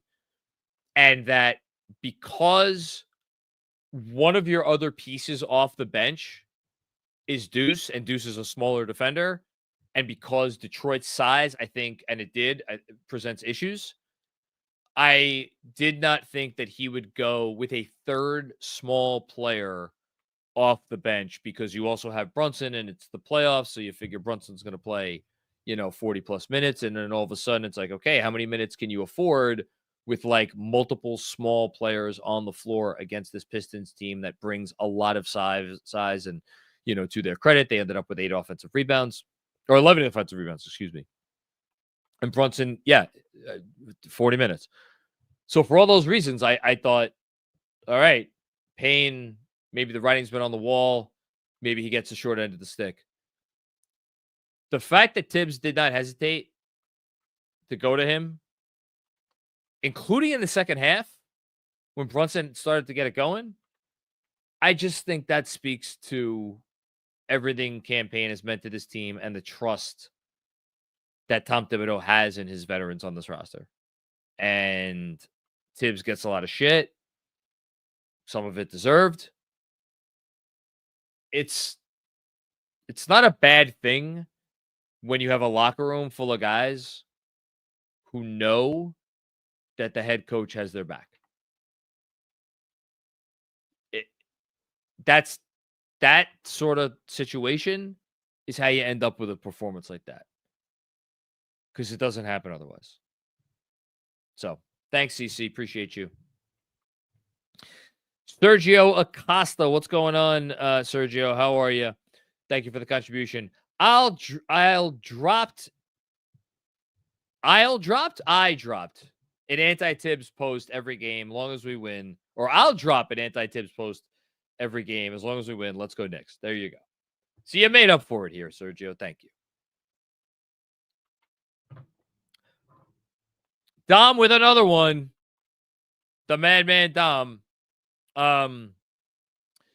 It's still probably be in 6, but what if JB is going to be okay this series and they have more double-digit runs left in their bag than maybe that team GMAC was searching for, since the road game in OKC, or then maybe that team GMAC was searching for, since the road game OKC is back.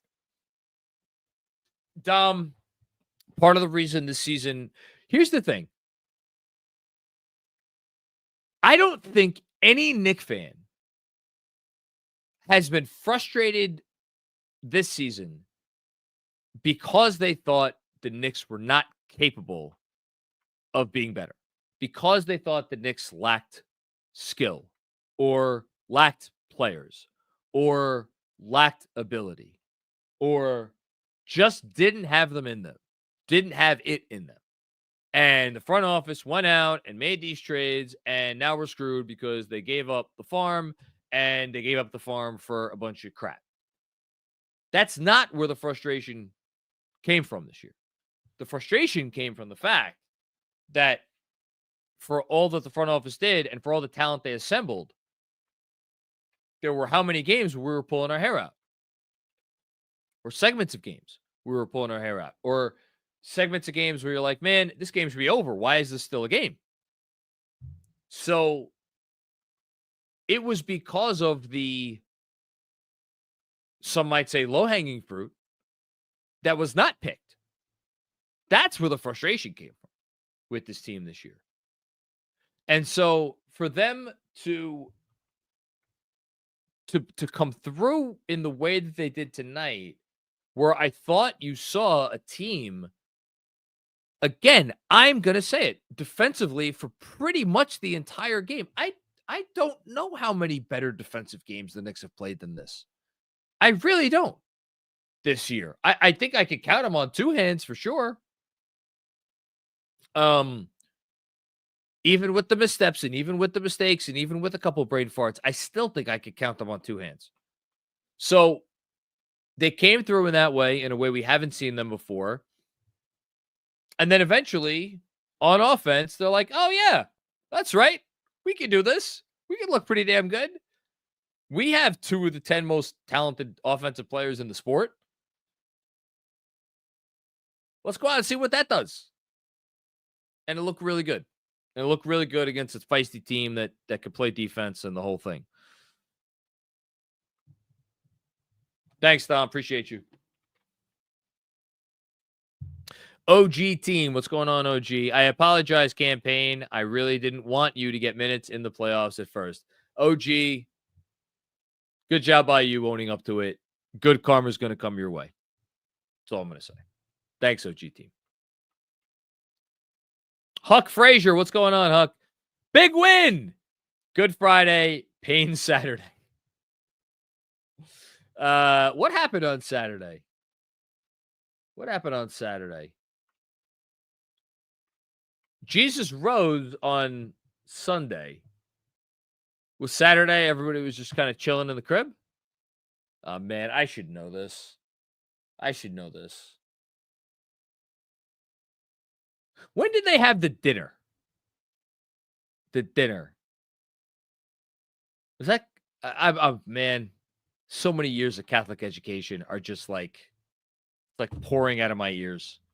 But yeah, I remember that dinner didn't end well, if I recall correctly. In any case, I'm going to find out what they were all doing on Saturday. But yeah, sure, we should rename this Payne Saturday. I like it. Anyway, but if there was any doubt that Hart, Cat, and OG lineups don't work, any combo of the two is fire. Or no, Hart, Cal, and OG lineups don't work. Any combination of the two is fire. By the way, KFS has been fire. Well, credit to all the people here at Knicks Film School for producing just exceptional content this week. Yeah, the three wings together, I mean, maybe that's the one thing we're still waiting on, is for those guys to all produce at the same time in the same game. Haven't really gotten it. I agree with you. Any combo with the two is really good, and the numbers bear that out. So, and it's like, and I know, there's a lot of positive McBride on-off stats that you think, all right, well, all it is inserting McBride into there. I don't know if it's as much McBride as it's just like breaking up that trio. Tonight you broke it up with Campaign, and it was really good. So, yeah. Anyway, good stuff by you, Huck Frazier. Dom Cappuccini with another one. I gotta look up. Holy Saturday meeting. We're gonna look that up. Let me stop and relax. Great win. 1-0 and on to the next one. I'll catch you on halftime on Monday. Let's freaking go Knicks and Campaign and Mitchie to LOL. Yeah, I'll be on halftime on Monday. It was a short halftime tonight. It'll probably be a short halftime on Monday, but I'll be on. And it was a great win. And Campaign and Mr. Robinson, great stuff. Agree. Stop and relax. Stopping and relaxing is a good thing. And on that note, okay, Holy Saturday, here we go. It commemorates the day that Jesus lay in his tomb. Traditional taboos from the previous day are carried over, and are sometimes broken. Swimming is allowed in the afternoon. Oh, that's good. That's good to know. All right. We learned something new today. So now we'll just refer to this as Payne Saturday. I think that's fair. Thank you, Dom. Stevens Galman, what's going on, Stevens? 1 down, 3 more to go. Pistons aren't ready for prime time. They weren't ready tonight.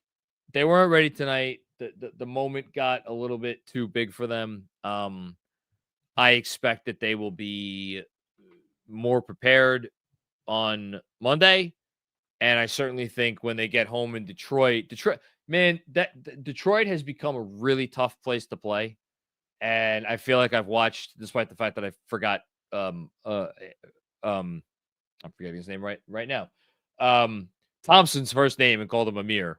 I feel I've watched enough of the Pistons this year to know that they are a formidable team at home. Let's just say that.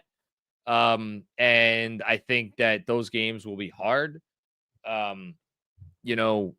Speaking of Asar Thompson, like he's the sort of guy that gets fired up by a home crowd. Isaiah Stewart was not a factor today. He's the sort of guy that gets fired up by a home crowd. So Monday's big, and then trying to get one of the games down there is going to be hard. But that's the challenge. See if we can do it. Thanks, Stevens. Appreciate the generosity there, man. Thank you very much. Hush with another one. I still believe in Deuce. He will win us a game. It's not about not believing in Deuce. It's about Deuce was hurt for a while. He just came back from injury. Didn't get a ton of court time down the stretch of the season. He's going to be there. He doesn't shy away from the moment. And by the way, he helped them win this game with his defense. His steal there in when was that? Hold on. Was that the end of the first half? Oh, end of the first half. It was a big steal. And Deuce had some other big defensive plays in the second half of the game. So, no, he was good. He just didn't make any shots. Thanks, Hush. Jay Vertical. What's going on, Jay Vertical? The truth is, dogs win you playoff games. Notice who was in that game on the 21-0 run. If this was a game in January, not sure if you win this one. They fought for 48 minutes, which was the difference. They never let go of the rope. There was a moment where, and I wrote it down, early in the third quarter, when Cade Cunningham, I forget if it was a dump off to Duren under the hoop.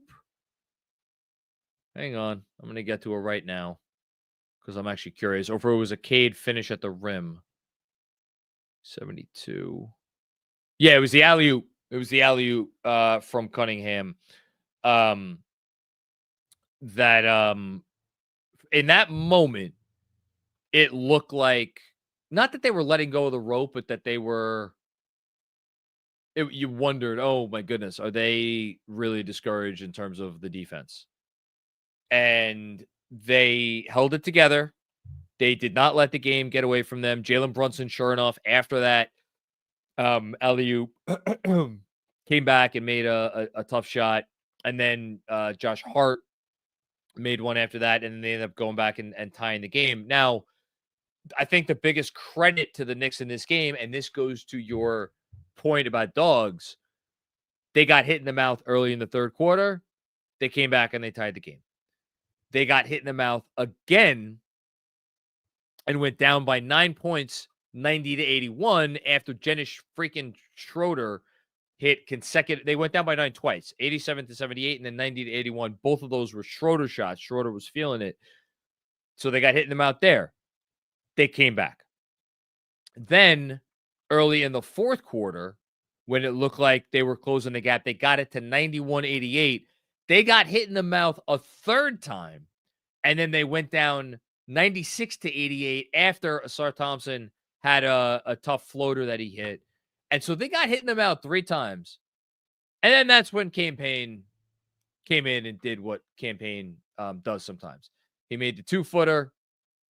Schroeder made a bucket to put him back up 8. Payne made another 2-point shot. It was an and one. And then Brunson with a make. And then Payne with the 3 to tie the game. So, yeah, phenomenal stuff. And they needed all of those buckets. They needed all of that confidence. And they got hit in the mouth a bunch of times, and they withstood it. So, good job by them. Thanks, Jay Vertical. Haitian Ferg, what's going on, Haitian? In-game ads or in-game adjustments, grit, defense, physicality. Y'all better put some respect on my Knicks. Detroit was outcoached and outplayed. We are back. Let's go Knicks. I agree with everything you said, Haitian. It was great to see you the other night at the town hall. I like how you put it too, because I think the Knicks checked a lot of boxes tonight. Wasn't perfect. It's rarely going to be perfect. All the questions we've had about this team this year, if you look at how they performed tonight, I think you have to feel good about a lot of this. And the other part of it, like, yeah, you could tell me, well, thank God, if you didn't get those shots from campaign. Yeah, but the Knicks did a lot right tonight. They did have in-game adjustments. They did show grit. They did defend. They were physical. They were smart. How about that? Maybe that's the one part that maybe left a little bit to be desired at times, is some of their shots were like, is that the best shot you could be taking there? Are you playing a little bit into what Detroit wants you to do? I thought for the most part they were smart. And yes, I thought the coaching was good. So you hit all the nails on the head, Haitian. Thanks, man. Keep turning my head to watch this Wolves-Lakers game, which is just turning into a very interesting affair. Gbo, what's going on, Gbo? The Payne game. Cat won this with defense and offense. The captain in the fourth, Harris and Tim Hardaway Jr. will not have another game like this in the series. Knicks in 5. I think if you gave me an opportunity right now to switch my pick, Julius Randle with a big 3 from Minnesota. Wow. To switch my pick from Knicks in 6 to Knicks in 5, I might do it. If they win game 2, I think they're going to win it in 5. I also think game 2 is going to be a very hard game. But I'd probably switch. Because it's not like, here's the thing. The Knicks did do a lot right in this game. I don't feel like this is a game where I'm looking at and being like, well, the Knicks can't play worse than this. Like, I think even if they bring the requisite intensity, and they certainly will bring the requisite intensity, like we talked about it, Karl-Anthony Towns had maybe his best defensive game of the season. Are you going to get that? Like, is that just going to be what you're going to get from Karl-Anthony Towns in every game moving forward? I sure as shit hope so. Because you want to talk about irresponsible predictions? If the Knicks get this version of Karl-Anthony Towns on defense, put the offense aside. If the Knicks get this version of Karl-Anthony Towns on defense for the rest of the series, oh my goodness, am I going to say some irrational things heading into the next round in terms of predictions and what they might be capable of doing. I don't know that we could sit here, having watched the season that we've watched, and say with any level of confidence that, like, we're going to, and honestly, I'm not even talking about the fourth quarter, like the fourth quarter and how handsy he was and, causing turnovers and all that stuff. I'm not even talking about that. I'm just talking about for the majority of the game. I thought he was really solid. So are we going to get that? We'll see. Thanks, Shibo. Brewski, what's going on, Brewski? First time, long time. Took a huge punch and hit back harder. Let's fucking go Knicks. Need to take as many threes as possible. Something we haven't touched on. Thank you for bringing it up, Brewski. The amount of threes the Knicks took tonight. They ended up with what, 30 or 32? 26. I overshot it. 10 to 26. Obviously, the percentage is fine. Where are they coming from? How are you generating them? Are you generating them? Or are you forcing them? I actually thought OG, who led the team by far, I think, in 3-point attempts. Yeah, he took 8. The next closest was 5. Brunson took 5 and Campaign took 5. I actually thought you could argue that OG forced a couple of those threes. Towns, it's how they were playing him. I don't have a problem with him only taking 3. Brunson, I thought was his 5 were fine. Campaign, obviously, he took 5 threes in 15 minutes. That's great. Deuce took 2. We missed both of them. I'm not sure how comfortable he is in 15 minutes. Shamet didn't get a 3-point shot off in his 10 minutes. I think maybe that's one of the reasons he didn't play in the second half. Josh Hart took 1. He made it.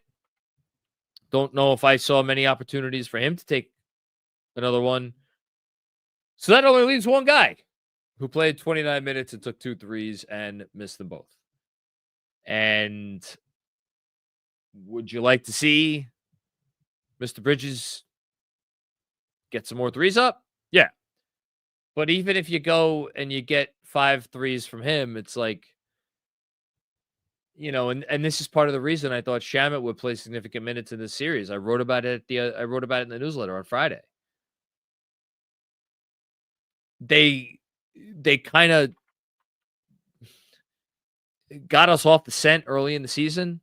Not that they were ever taking a ton of threes, but they were taking enough to make us lull us into a sense of security that it wasn't going to be a big issue. But the reality is they never replaced what Dante brought and Dante took with him when he went to Minnesota. They would never replace it. And that's going to be something that they have to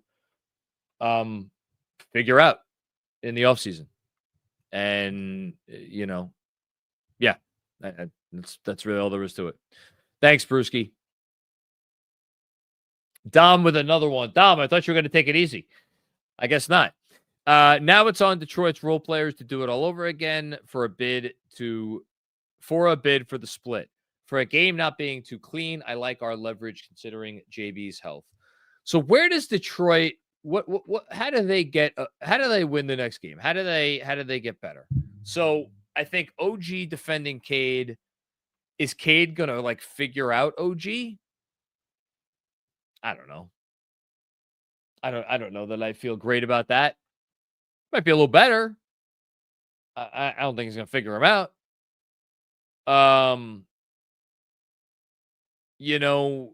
You got 11 offensive rebounds for the Pistons. So, you could say maybe Stewart plays a bigger role. Doran was really good on the offensive glass. And as a whole, they were good getting offensive rebounds, I thought. So I don't know. I don't know if it's going to be there.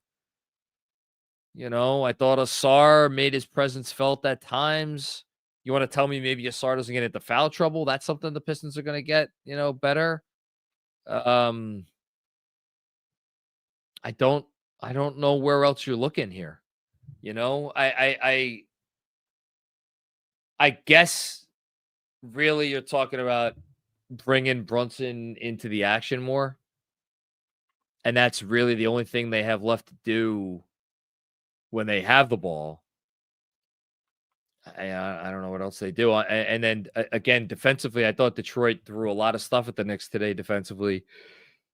I think the Knicks did a good job eventually figuring it out especially once Brunson got going. So again, there's a reason I think my main takeaway is if you're a Knicks fan, even if this was not a perfect game and even if this left a lot of people very frustrated through 40 minutes, I think there's a reason you come out of this game feeling pretty good. Thanks, Tom.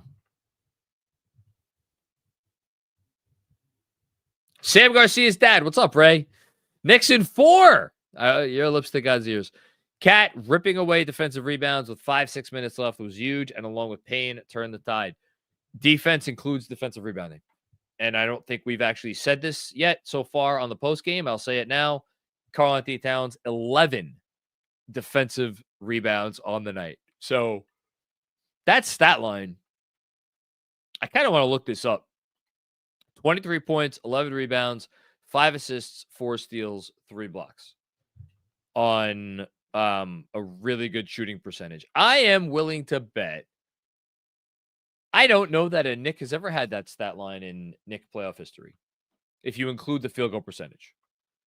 I am willing to bet no, but I'm not going to look that up right now because we're already running behind. Thanks, Ray. Appreciate you.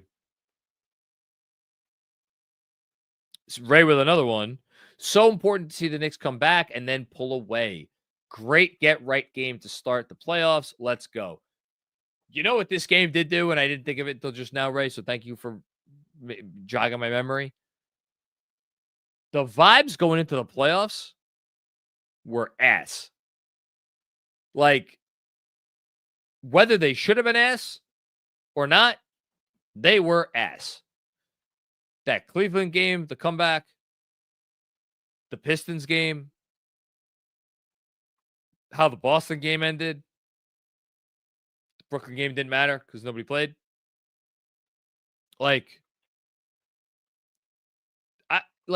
Even just within the fan, even if you tell me or convince me, and I don't know that it would be too hard to convince me of this, that the team did not pay any mind to any of that. And we're just like, look, we won 51 games. We're the 3rd seed. We know what we're capable of. We didn't play well in those games. We made stupid errors. We'll be fine. Even if you convince me of that, the vibes amongst the fan base were still not good. And so for them to win that game and come back and win it the way they did and pull away the way they did, as you're saying, in that environment, with that run, in the Garden, with your big-time players coming up big, I think it may have, and I hope it will, reignite some of the maybe misplaced faith and excitement in this team and what they are capable of for this playoff run, because they need that. This team has always fed off of the fan base. Certainly did last year. So, yeah. Good stuff, Ray. Appreciate you, as always. Thank you. Ben Kim Gervey. There it is. 12 steals. 12. What did I say at the town hall? Yes. It took me a minute, but I remembered. I was like, I heard this somewhere. Where did I hear this? Of course it's from Ben, because you're always on point, Ben. You're always on point. Thank you. Dom the Dentist. Malik Beasley can... Not going to read the rest of that comment. Malik Beasley. How about we say Malik Beasley could go take a walk? Maybe Malik Beasley could take a cold shower. Yeah. All right. Kev, let's do one more super chat and then we'll do the Mando. Thank you, Dom. Bill Peterfred, what's going on, Bill? Anyone who says they felt confident after 3 is a liar. What a fourth quarter run. Let's go. Was I confident after 3? No, I wasn't confident after 3. I thought the Knicks would get back in the game, and I thought it would be a very tight game down the stretch. Did I think they would win? They didn't win going away. But did I think they would win as comfortably as they did? No. I thought that game was destined to come down to the final possession. I was indeed sweating it out. And speaking of sweating, it's time to hear a quick word from our friends at Mando. So hold on here. I got a funny story, which is funny maybe to only me. So Mando, for anybody who doesn't know, maybe you haven't been listening to the show for a while.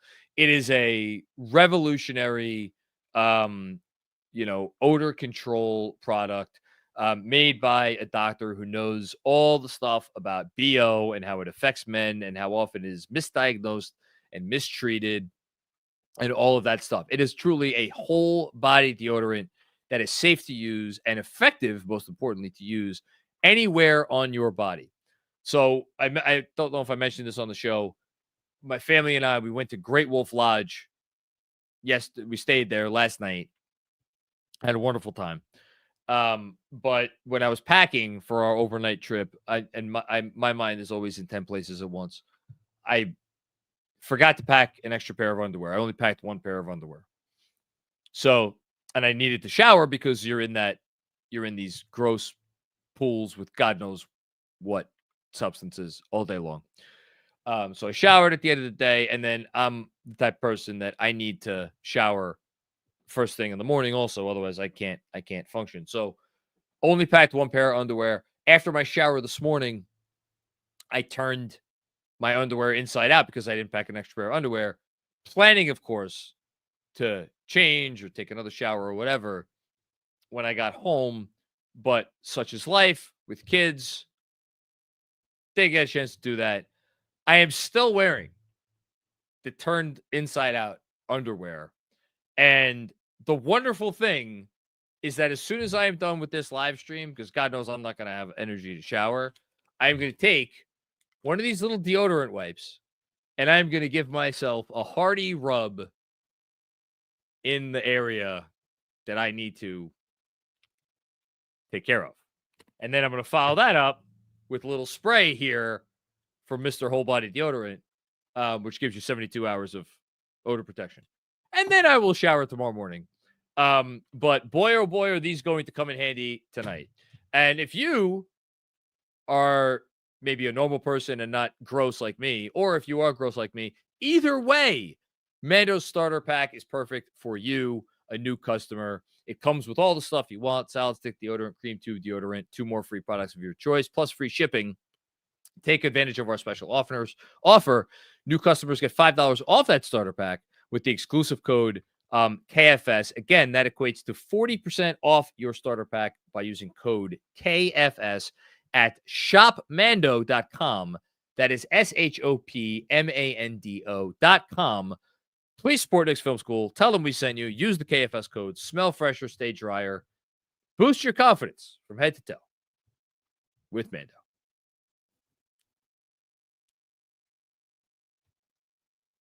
Continuing, we are. Jess M. What's going on, Jess? Campaign. Gotta love his energy, confidence, and spark. Love having him on our side rather than draining threes against us in Philly. Let's go Knicks and Cats defense. Yeah, I mean, we always talk about who's going off against the Knicks tonight, right? What career role player is going to have their best game, seemingly, of their career against the Knicks? Well, tonight, the shoe was on the other foot. And here's the thing, though, Jess. This wasn't Campaign's career game. He's done this before. He does this in the playoffs, which is why the front office deserves so much credit for bringing in a guy who you knew was going to not shy down from these big moments. Thank you, Jess. Jalen. What's going on, Jalen? I don't give a damn about Cunningham, Buckingham, Nottingham, Knicks in 5. I know that's the cigarette meme, right? I think that's what that is. Great way to close the game, boys, but got to fix the third quarters this playoffs.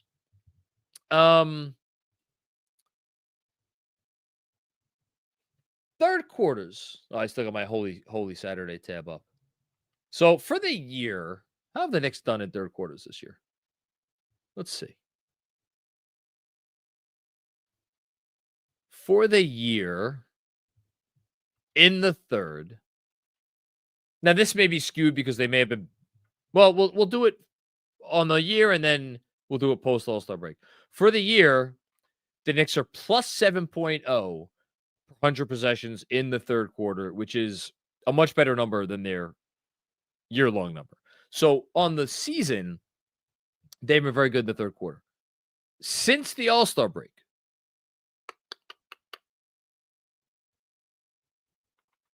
third quarter,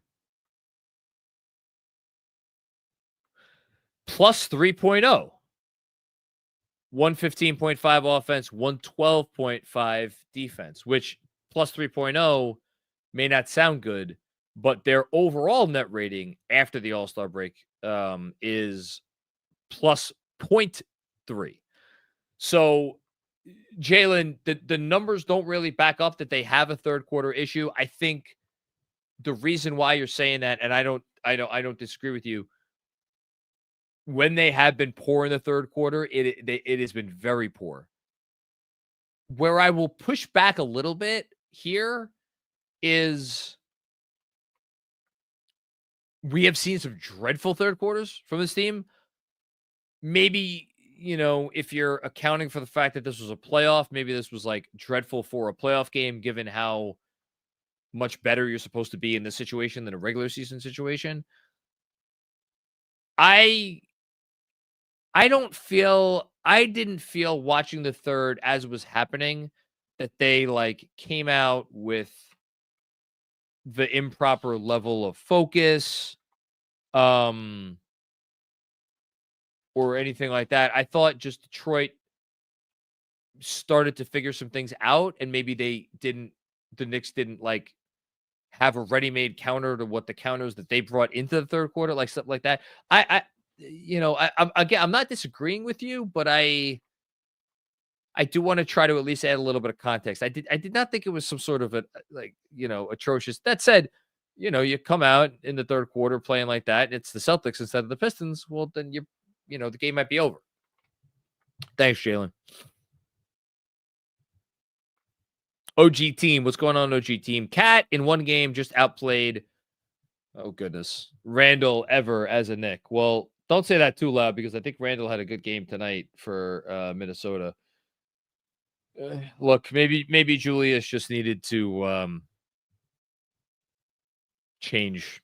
Maybe he just needed to change the scenery. I don't know. I feel bad because I don't know that he ever got a real great opportunity to be successful in the playoffs here. I'm not gonna. Nah, listen, Julius Randle's a all-time great Knick. Did Cat just have a game that was better than any Julius Randle playoff game? Yes, he did. Thanks, OG team. And by the way, if you're a Knick fan who was not happy with what you saw in the first three quarters, go ask a Laker fan how they're doing right now. Busy with another one. Seeing Julius guard Luka and LeBron well is an indictment on Tibbs. He didn't get the best out of him, never challenged him to play defense, only hide him. Busy, really? This is what you're coming with? I think there are certain matchups that are better for Julius Randle than others. I am not about to make any grand proclamations of Julius Randle and his defense or whether he was challenged here with the Knicks versus or based on one game against the Lakers.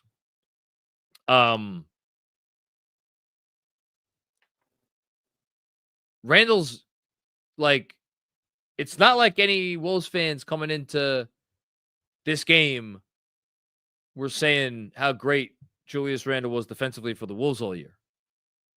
Like, all the same shit that we complained about for years, Wolves fans were complaining about all that same stuff with Julius. Now, their complaints, I think, generated more on the offensive end than the defensive end. And I don't actually agree that Julius was hidden on defense here. I think he was a big part of the defense, maybe too big a part of the defense in terms of what he was asked to do. And I think any issues he had on the defensive end were not a product of him not being challenged. They were the product of him not holding up his end of the bargain. I got to tell you, Busy, we've been on the same page for a while now. This is one of the most atrocious comments I think you've had in a very long time. Sorry. With another one, let's see if this beats that one. There was a play in the fourth where Jalen Brunson was going ISO crazy before the clutch.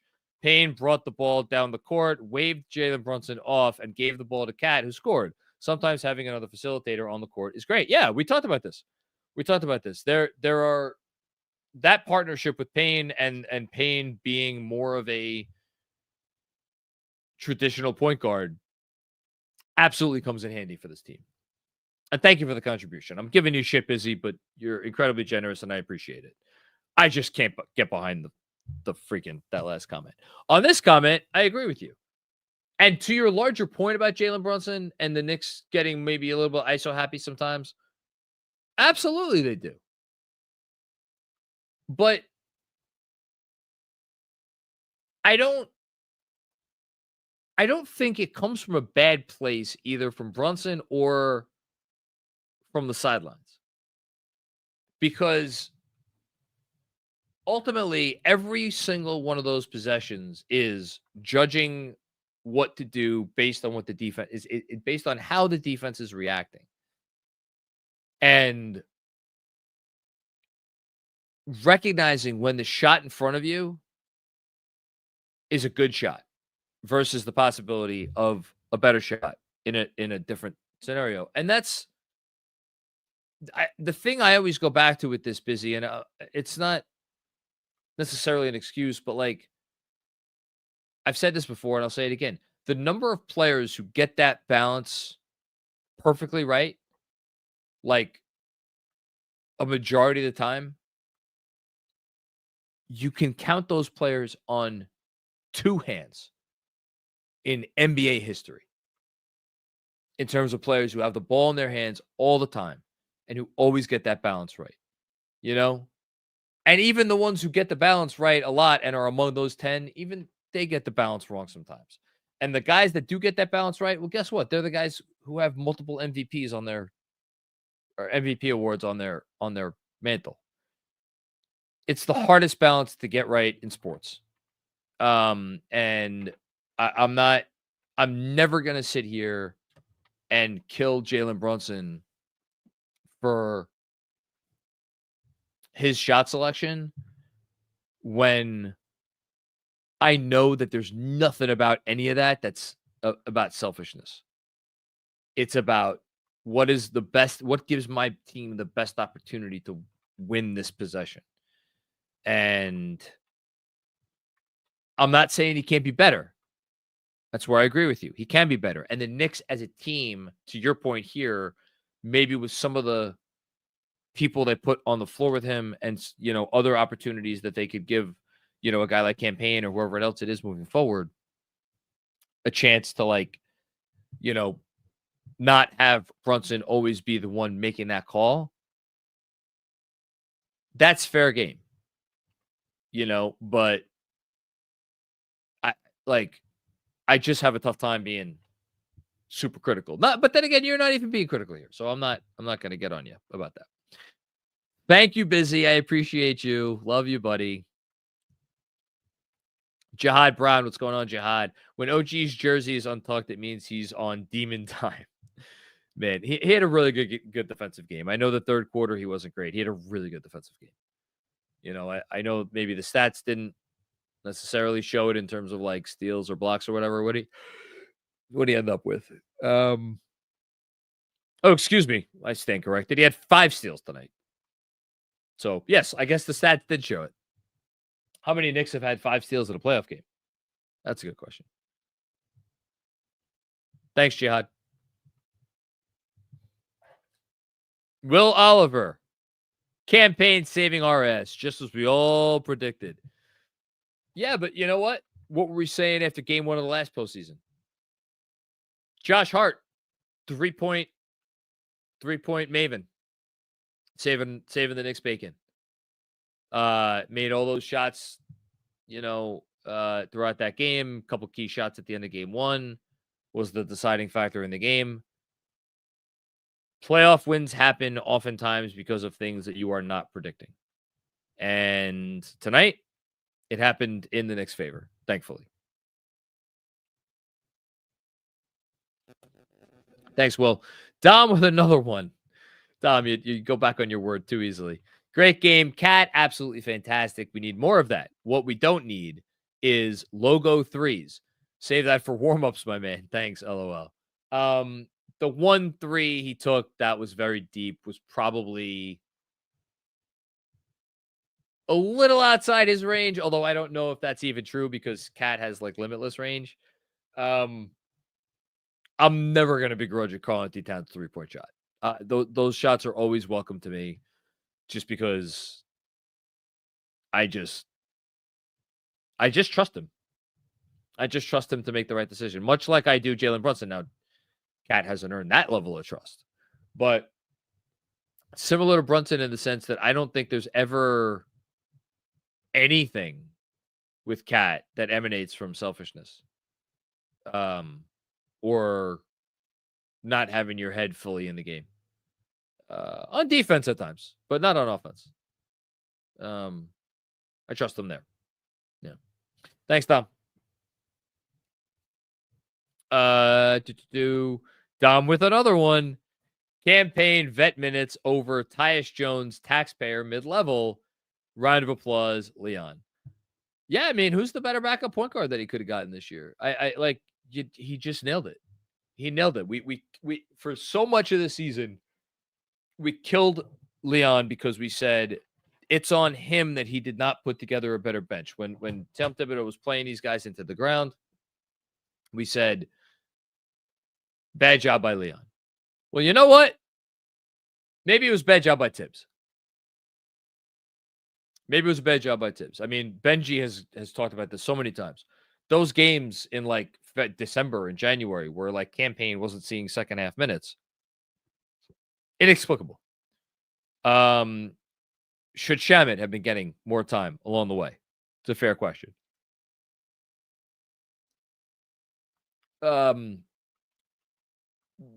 Precious, we probably saw enough of. Other centers, fair question there too. But look, it's a great signing by Leon. Great move by the front office. And it's good to see him coming through with this big moment. Thanks, Tom. Appreciate all the contributions tonight, man. Really. Kevin Danishevsky. Hey, Kev. Missed you the other night. Best minimum signing, no matter what, should get a beer at any New York bar he wants. Yes. Cat was great. Brunson, Hart, playoff rising. And yeah, I'm done with Macau. Trade him. No, Kevin. No. Don't do that. Don't do that. No. Look. Macau's had a tough year. This was a tough first playoff game. I did not think he was nearly that bad as you're making it out to be. But all right, we got a couple more from Danishevsky here. Let's get to them. Game 2. It's from Kevin Danishevsky. Need to find a way to get Mitch more minutes. Need to get Cat more than 3 threes. And if Macau does what he did tonight, bench his ass. I said it. Okay. So get Mitch more minutes. I think the issue there is you don't want to play Josh Hart and Mitchell Robinson together. And I don't think it is a coincidence that when you add up Josh Hart's minutes and Mitchell Robinson's minutes, they played exactly 48 minutes together, or 48 minutes between the two of them. I'm actually not sure if any of those minutes overlapped. It would be kind of funny if none of the minutes overlapped and one or the other was on the floor for the entire game, because I kind of think that's what it needs to be. And I think Josh Hart only played 7 minutes in the first half, played obviously 20, like all but 1 minute in the second half. Did I have an issue with that? I questioned it at first. I think it was the right move. I think Josh Hart was awesome in the second half of this game. Does it mean I don't want to see a little bit more Mitch in the second half? No, I do. So, it's a little tweak, but something to consider. In terms of getting Cat more threes, I mean, you have to take how they're guarding you. Will that adjust moving forward? Going back to that deep three that I think Dom had the issue with. I think maybe one of the reasons he took that deep three is because he's like, man, they're not giving me any room when I get closer to the 3-point line. So let me just take this. And I would not change. I don't know what you're suggesting in terms of bench him, like take him out of the starting lineup. No, you ride with Macau in the starting lineup until the end of the season, and then you go from there. And Tibbs kind of did bench him. Kind of did. He effectively benched him in the fourth quarter. So, yeah. Thanks, Kev. Kev with another one. OGs, I forgot OG. OG Leonard is here, baby. It was a good game for OG. End of everything. 23 points on 18 shots is like, it's kind of what you expect from OG. I'd like a little less of OG moving forward. I think one of the things the Pistons were counting on is if OG gets in situations where he is the guy who, based on the matchups, like should be maybe taking the shot.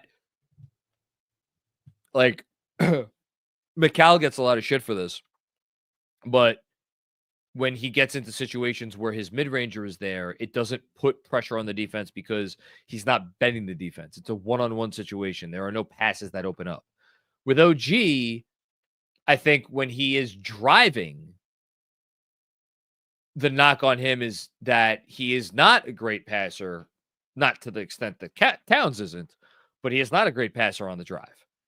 And if you are putting OG in situations where the move is to drive to the basket, because basically all of his offense that isn't a catch and shoot 3-pointer comes on drives to the hoop, you're counting on him not making the pass and instead taking the shot, which, if you're Detroit, you're going to bet more often than not is going to work out in your favor. And again, I think if you're the Pistons, I think if you tell JB Bickerstaff, I was about to say Bernie Bickerstaff, if you tell JB Bickerstaff that every other game in this series, OG Anunoby is going to score 23 points on 8 of 18 shooting, I think he would, on 3 of 8 from deep, I think he would sign for that in a heartbeat. Because those are 18, that's 18 shots. That's a lot of shots that are not being distributed to whether it's Cat or Brunson or, 3-pointers for whoever else. So yeah. Thanks, Kev. Kev with another one. Thank you, Kev. Appreciate all these. Mitch put back top 10 Tibbs era Nick playoff moment. Question mark. I don't even know if it was the biggest play of this game. I mean, so it was in the first half. Like, I honestly, in terms of like dunks and stuff that makes you jump out of your seat because it's a really cool play. That yeah. But in terms of top 10 playoff moment, it's tough for me to put a first half dunk in a game one ahead of, I could think of, you could argue that there were 2 campaign, threes in this game that were bigger than that shot. You could argue that there were, again, it depends what your definition is. I see where you're going, and if it's where I think you're going, then yeah, that type of play, yes, I think it's a top 10, probably top 5. That was wild. Thanks, Kev. Dan Moran, what's going on, Dan? Appreciate the contribution, man. Was at the game. Tried to buy a campaign jersey on the way out, but I couldn't find one. Give that man a lifetime contract. I love KFS. Thank you so much, Dan. Appreciate you watching and supporting the show and everything that we do here. Yeah, I'm pretty sure they're going to be all sold out of those for a little while. What a freaking night for that guy. Got cool that you got to go to the game, and thank you for contributing afterwards.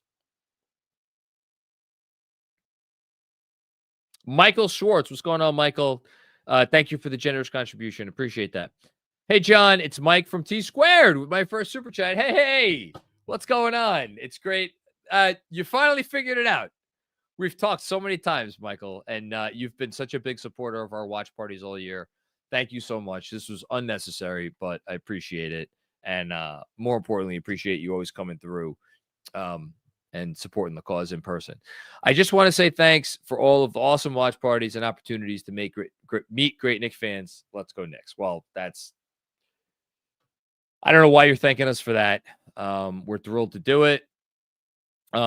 Shout out to T Squared. They had the watch party. Obviously, we had the watch party there today. Andrew was there. A bunch of other people, I'm sure, were there. Michael, I'm guessing you were there. I trust it was a wonderful atmosphere. Wish I could have been there, but yeah, we loved doing them, and happy everybody had a good time. Thanks, Michael. Ian Ernest, what's going on, Ian? How are you doing, man? John, what you think about the bench lineup to start the second quarter? Upset with Mikal, JB got his looks. Hope the ankle is okay. Thank God the metal bats came. Yeah, we should probably mention that we hope JB wakes up tomorrow feeling good on that ankle. Otherwise, we're going to be having a very different conversation about game 2. The lineup to start the second quarter. was Payne, Josh Hart, Karl-Anthony Towns, Deuce McBride, and I think it was Mitch was in there, right? No, sorry. It was, so Mitch came in for Hart. Oh, it was Shamet. So let's try that one more time. So it was Payne, Shamet, Deuce, Hart, and Cat. That's fine. I'm fine with that. Josh, like, again, one of those things where you're kind of walking the tightrope and trying to find that happy medium. I've talked about this with Benji this year. Josh Hart's numbers with Cat versus without Cat are night and day. You kind of looking at those numbers, almost feel like you have to play Hart with Cat to get the most out of Hart. But at the same time, you have to be fair to Cat and try to give Cat more opportunities where he can operate with more spacing than when Hart is out there. So it's a kind of a push and pull. Now, what they ended up doing was they ended up swapping Hart out and putting Mitch in, which does that make Cat's life easier on offense? Maybe not necessarily, but it certainly made his life easier on defense. Either way, like Cat plus either Hart or Mitch with the 3 bench guards, I think is fine. I think the Cat plus, we've talked about it, the Cat plus Payne lineups have been awesome all year. And what else have we talked about all year? We talked about Tibbs, running, going too many minutes with his starters. So for this game, you got OG played 44. Excuse me, I forgot a 4. OG played 44. Brunson played 40. Cat played 39. 44 minutes from OG Anunoby, man. That's no joke. That's no joke. Thanks, Ian. Appreciate you.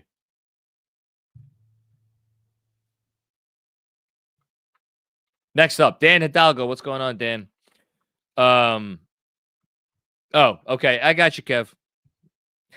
I got it. You'd think I'd have gotten used to it by now, but playoff basketball is jarringly different. Advice to fellow fans: a win is a win. Enjoy them, even if it is ugly.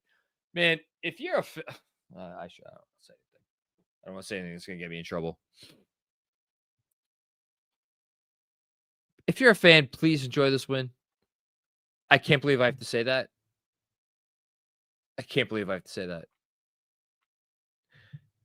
The Knicks just won a game where they pulled off a 21-0 fourth quarter run to win it against a really...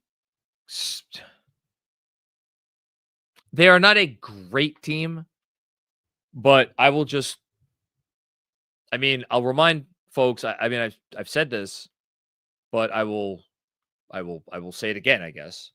Since the new year, so we are talking about a sample size of 3.5 months. The Detroit Pistons, for the last 3.5 months of the regular season, had the 12th best offense in the league, and they trailed the Bucks by 0.4 points per 100 possessions for the 9th best offense. So they were neck and neck there, and they had the 5th best defense in the league. If you're looking at teams that were top 12 in both offense and defense from January 1st till the end of the year, here are the teams: the Pistons, the Lakers,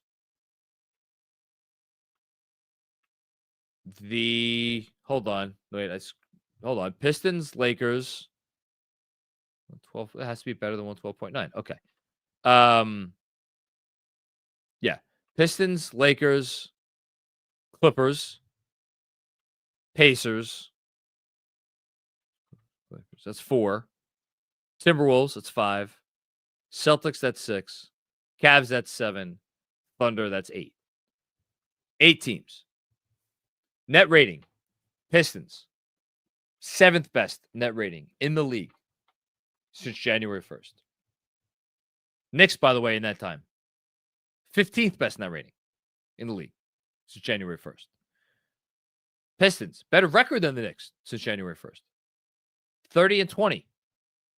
Knicks, 28-21. It's a good basketball team. It's a very good basketball team. Not a great basketball team, but it's a very good one. And they came out. They had a game plan.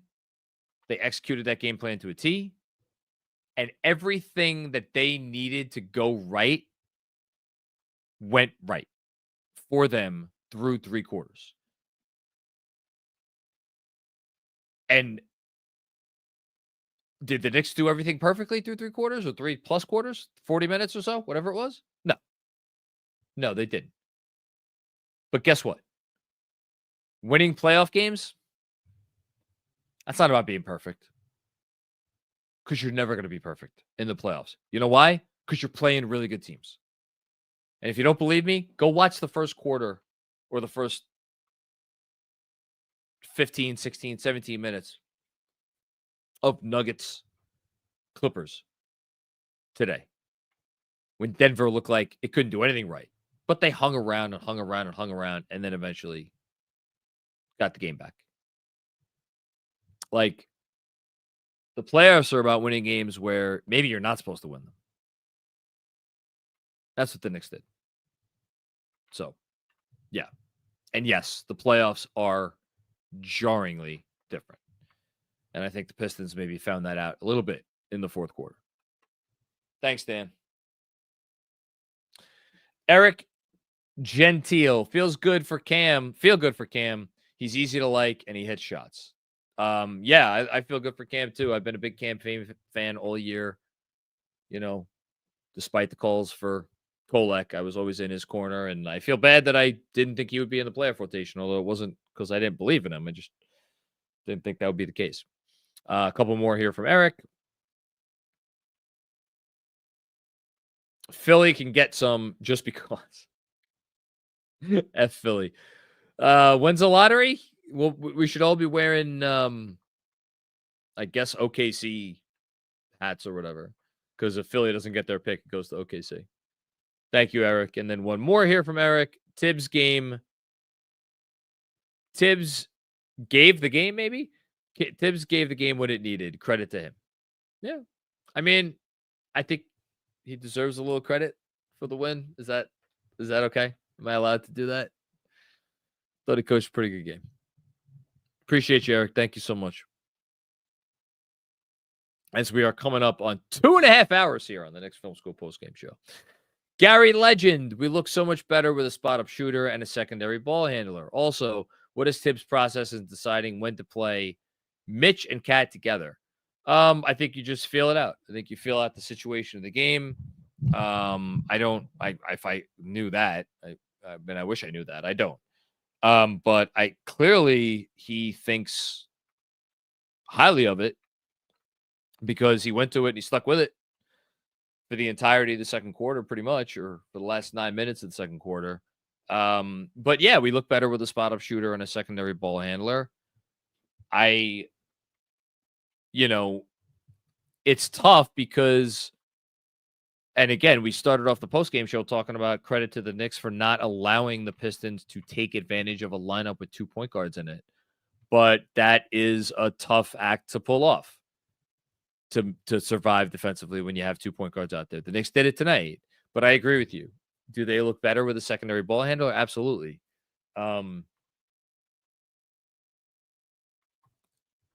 Might that be something that they look at more this summer? I don't know how exactly they're going to do that, but might be something. Might be something worth considering. Thanks, Gary. Joe Dugan, what's going on, Joe? I said we weren't tough enough to beat Detroit. They proved me wrong tonight. Well, Joe, I'm happy you were proven wrong. Thank you. Appreciate you, man. Fitness with Julian. What's going on, Fitness with Julian? Easter weekend, playoff basketball, and a Knicks win. It doesn't get better than this. Yeah, man. I love that they put this game at 6 o'clock on Saturday. I had the day to kind of build up to it. Definitely enjoyed the Clippers Nuggets game. Hosted a play date for my daughter and a couple of her friends earlier today. So that was cool that got to happen. And because I don't think my wife would have made those plans if this was like a 3:30 start time. Knicks won the game, obviously amazing. And we got a nice relaxing holiday tomorrow, which I'm going to try to enjoy as best as possible. And, looking forward to writing about this one. I'm going to write a little bit tonight, and then I'll write a more extended newsletter about this game for Monday. Thanks, Fitness with Julian. Guy Huber, then. What's going on, Guy Huber? Shout out Tibbs. Shout out Payne. Shout out Towns. Well, I can tell you right now, Tibbs is not getting one of the 3 stars of the game. I'm going to have a tough time with these stars, man. Because Towns getting stars. Campaign's getting stars. I think you got to give OG stars. So a star or whatever. Which means no stars for Mitchell Robinson. No stars for Josh Hart. And then no stars for the guy who scored 34 points and had 8 assists. And committed 1 turnover. And played 40 minutes. And was not the sort of unrecoverable defensive disaster that you thought he might be. That means none of those guys get stars. I think that's how it has to go, though. Yeah. Thanks, Huber. Matt G, what's going on, Matt? 5-second call to start the 4th. Cat layup, big swing. Well, that you could give the shout out to Tibbs. Tibbs stole him a basket there. That was you say it was momentum in the game at that moment was big. And the one other thing, and I've been talking for most of the 2.5 hours. Did mention Knicks caught a big break with 3:10 left in the 3rd quarter. When the ball on I think it was a Timmy Hardaway dunk or the Asar Thompson dunk, I forget. Someone dunked it, and the ball was halfway down, and then it popped out. That was a foul. That was a foul without question, and the Knicks just got the ball back. They caught a break there. So, if you're the Pistons, do you feel like you got screwed with the whistle tonight? I don't think so. But they caught a break there. Thanks, Matt. Busy with another one. Busy, just keep coming back for more. Thank you with the generosity. Seriously, man. I appreciate you a lot. Look how regarding Detroit, not challenging Cat and JB, hedge and recover instead of just switching same stuff. Look how regarding Detroit, not challenging Cat and JB, hedge and recover instead of just switching. Busy. What are you doing, man? What do you do? Why are you doing this to yourself? I have watched, as have you, 82 games with Karl Anthony Towns as defender on this team.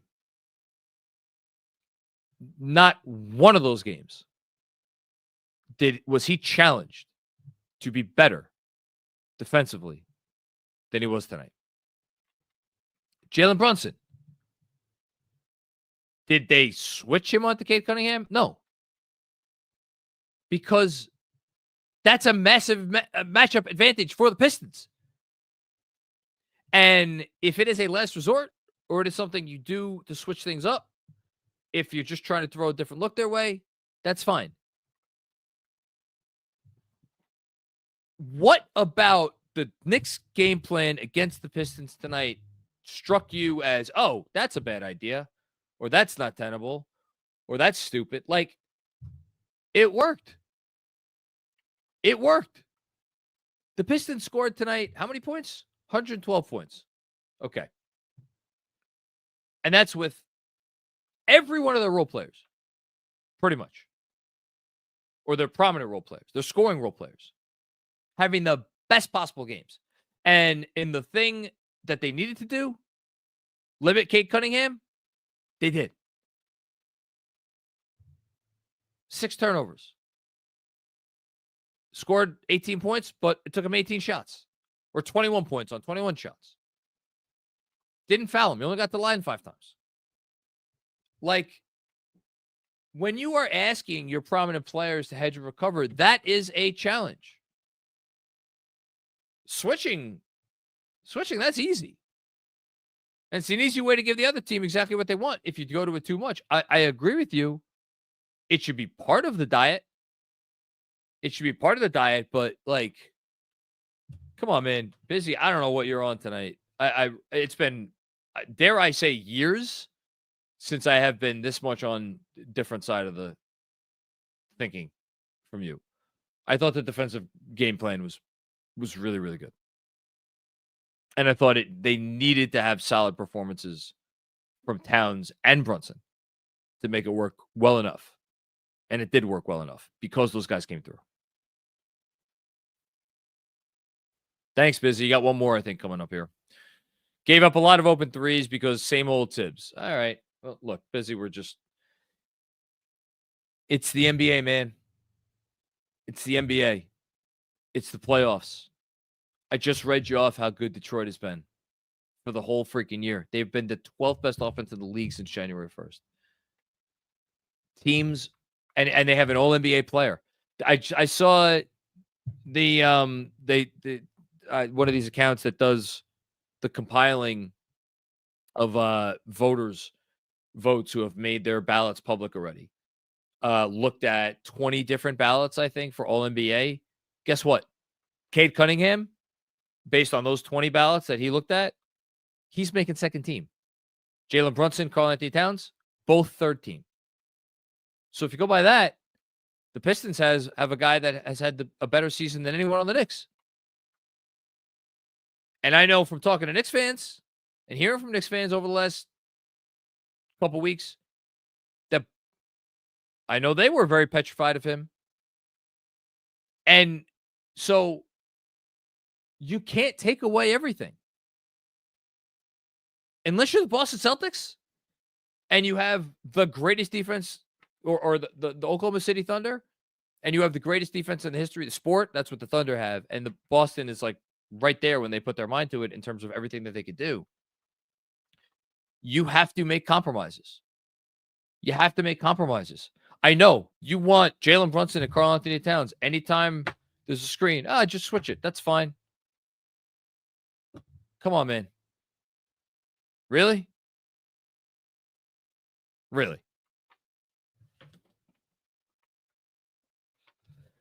What are we doing here sometimes? I wonder. Cat for 24. What's going on, Cat for 24? Thomas's inability to be flexible, have the team ready, and a proper game plan to get Cat involved is criminal. He also needs to pull the plug on Deuce. Okay, so now we got someone who wants to bench Deuce McBride, and it's on Tibbs to get Cat more involved. We've already talked about it. I thought Cat 9 shots over the first 3 quarters was the problem. Part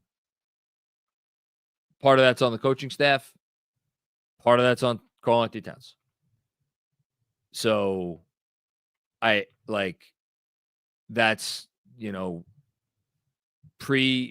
actions away from the ball to try to get Cat, or pre-screening actions to try to get Cat deeper post positions. It's easier said than done, especially when they're guarding him with a wing, which they did for the entire game. I don't know. I don't think this comment deserves any more of my time, but the notion that this team wasn't ready to play or that there wasn't flexibility showed today is just like what are we doing here? Thanks, Cat, for 24. Another one. If you played Kolek throughout the season, you wouldn't have to watch We wouldn't have to watch it when he clearly doesn't have it. Hashtag fire Thomas. Okay.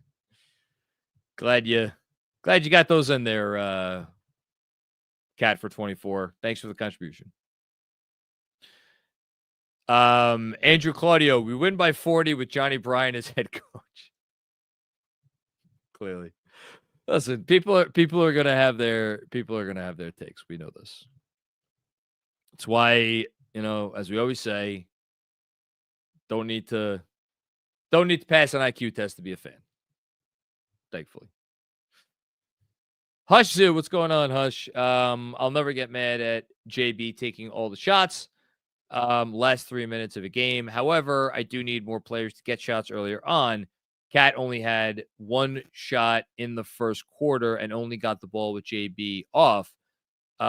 Be great together. Yeah, no, they need to be better together. And we talked about that, Hush, and I completely agree with you. It's a work in progress.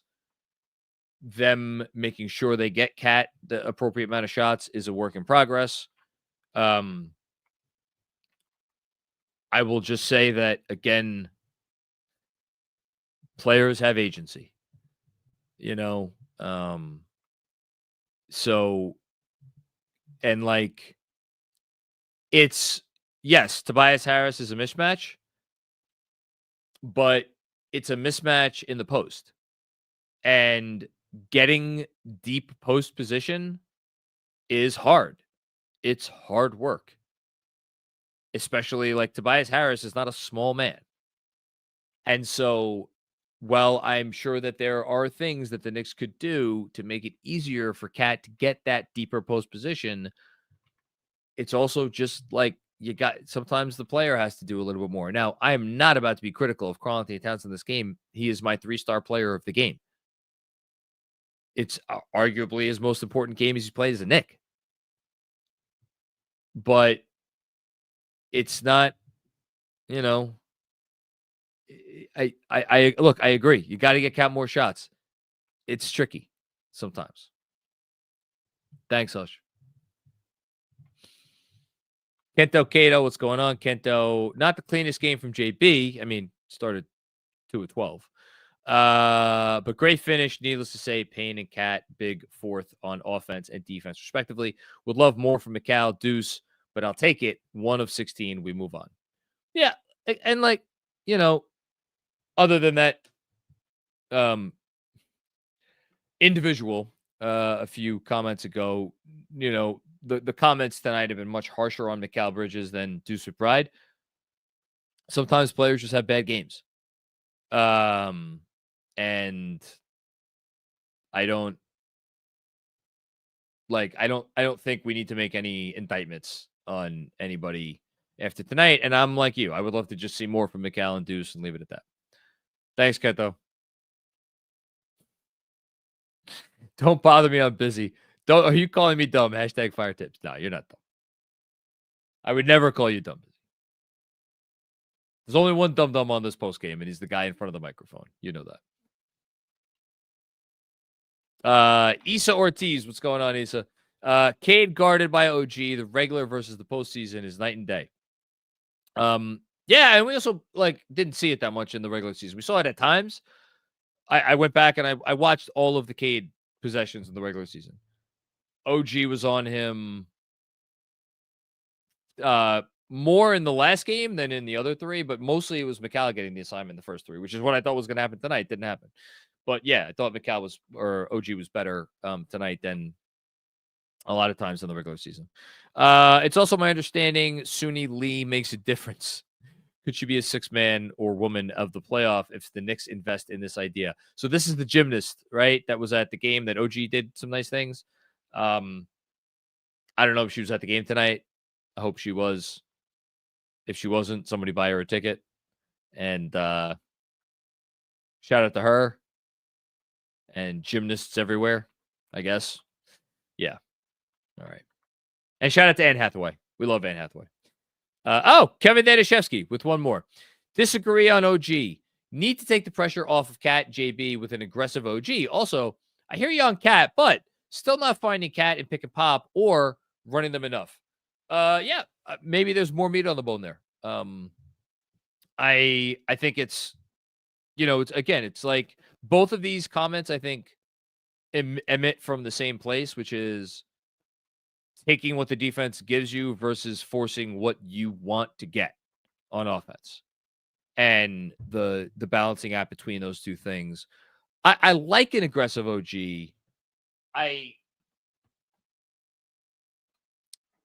There were stretches of the game where I thought it was bordering on a little bit too much. That's all. But I want him aggressive. I like the shots by and large. So, yeah, I'm not saying I want him to go back down to like 9-10 shots. I just, 18 maybe is a little bit much. Thanks, Kev. All right. Is that it? We're done? All right. 2 hours and 46 minutes. Not too bad. Thank you, everybody, for catching another episode of the Knicks Film School Postgame Show. If you dig the show, do all the things you do when you like, something that somebody puts out on the internet. Give a 5-star rating if you're listening on the podcast, or write a nice review. I will be back with Jeremy. We are going to record tomorrow night, so that episode will hit your airwaves on Monday or Sunday at midnight, one or the other, and then I'll be on post game on Monday after what is hopefully a game 2 victory for the Knicks. Again, it's never going to be perfect. It's not supposed to be perfect. It's the playoffs. The playoffs are hard, and they earned this one, which I think is what you love to see. So thanks for everybody who checked out the show, and we'll be back with more fun and games very soon. Peace out.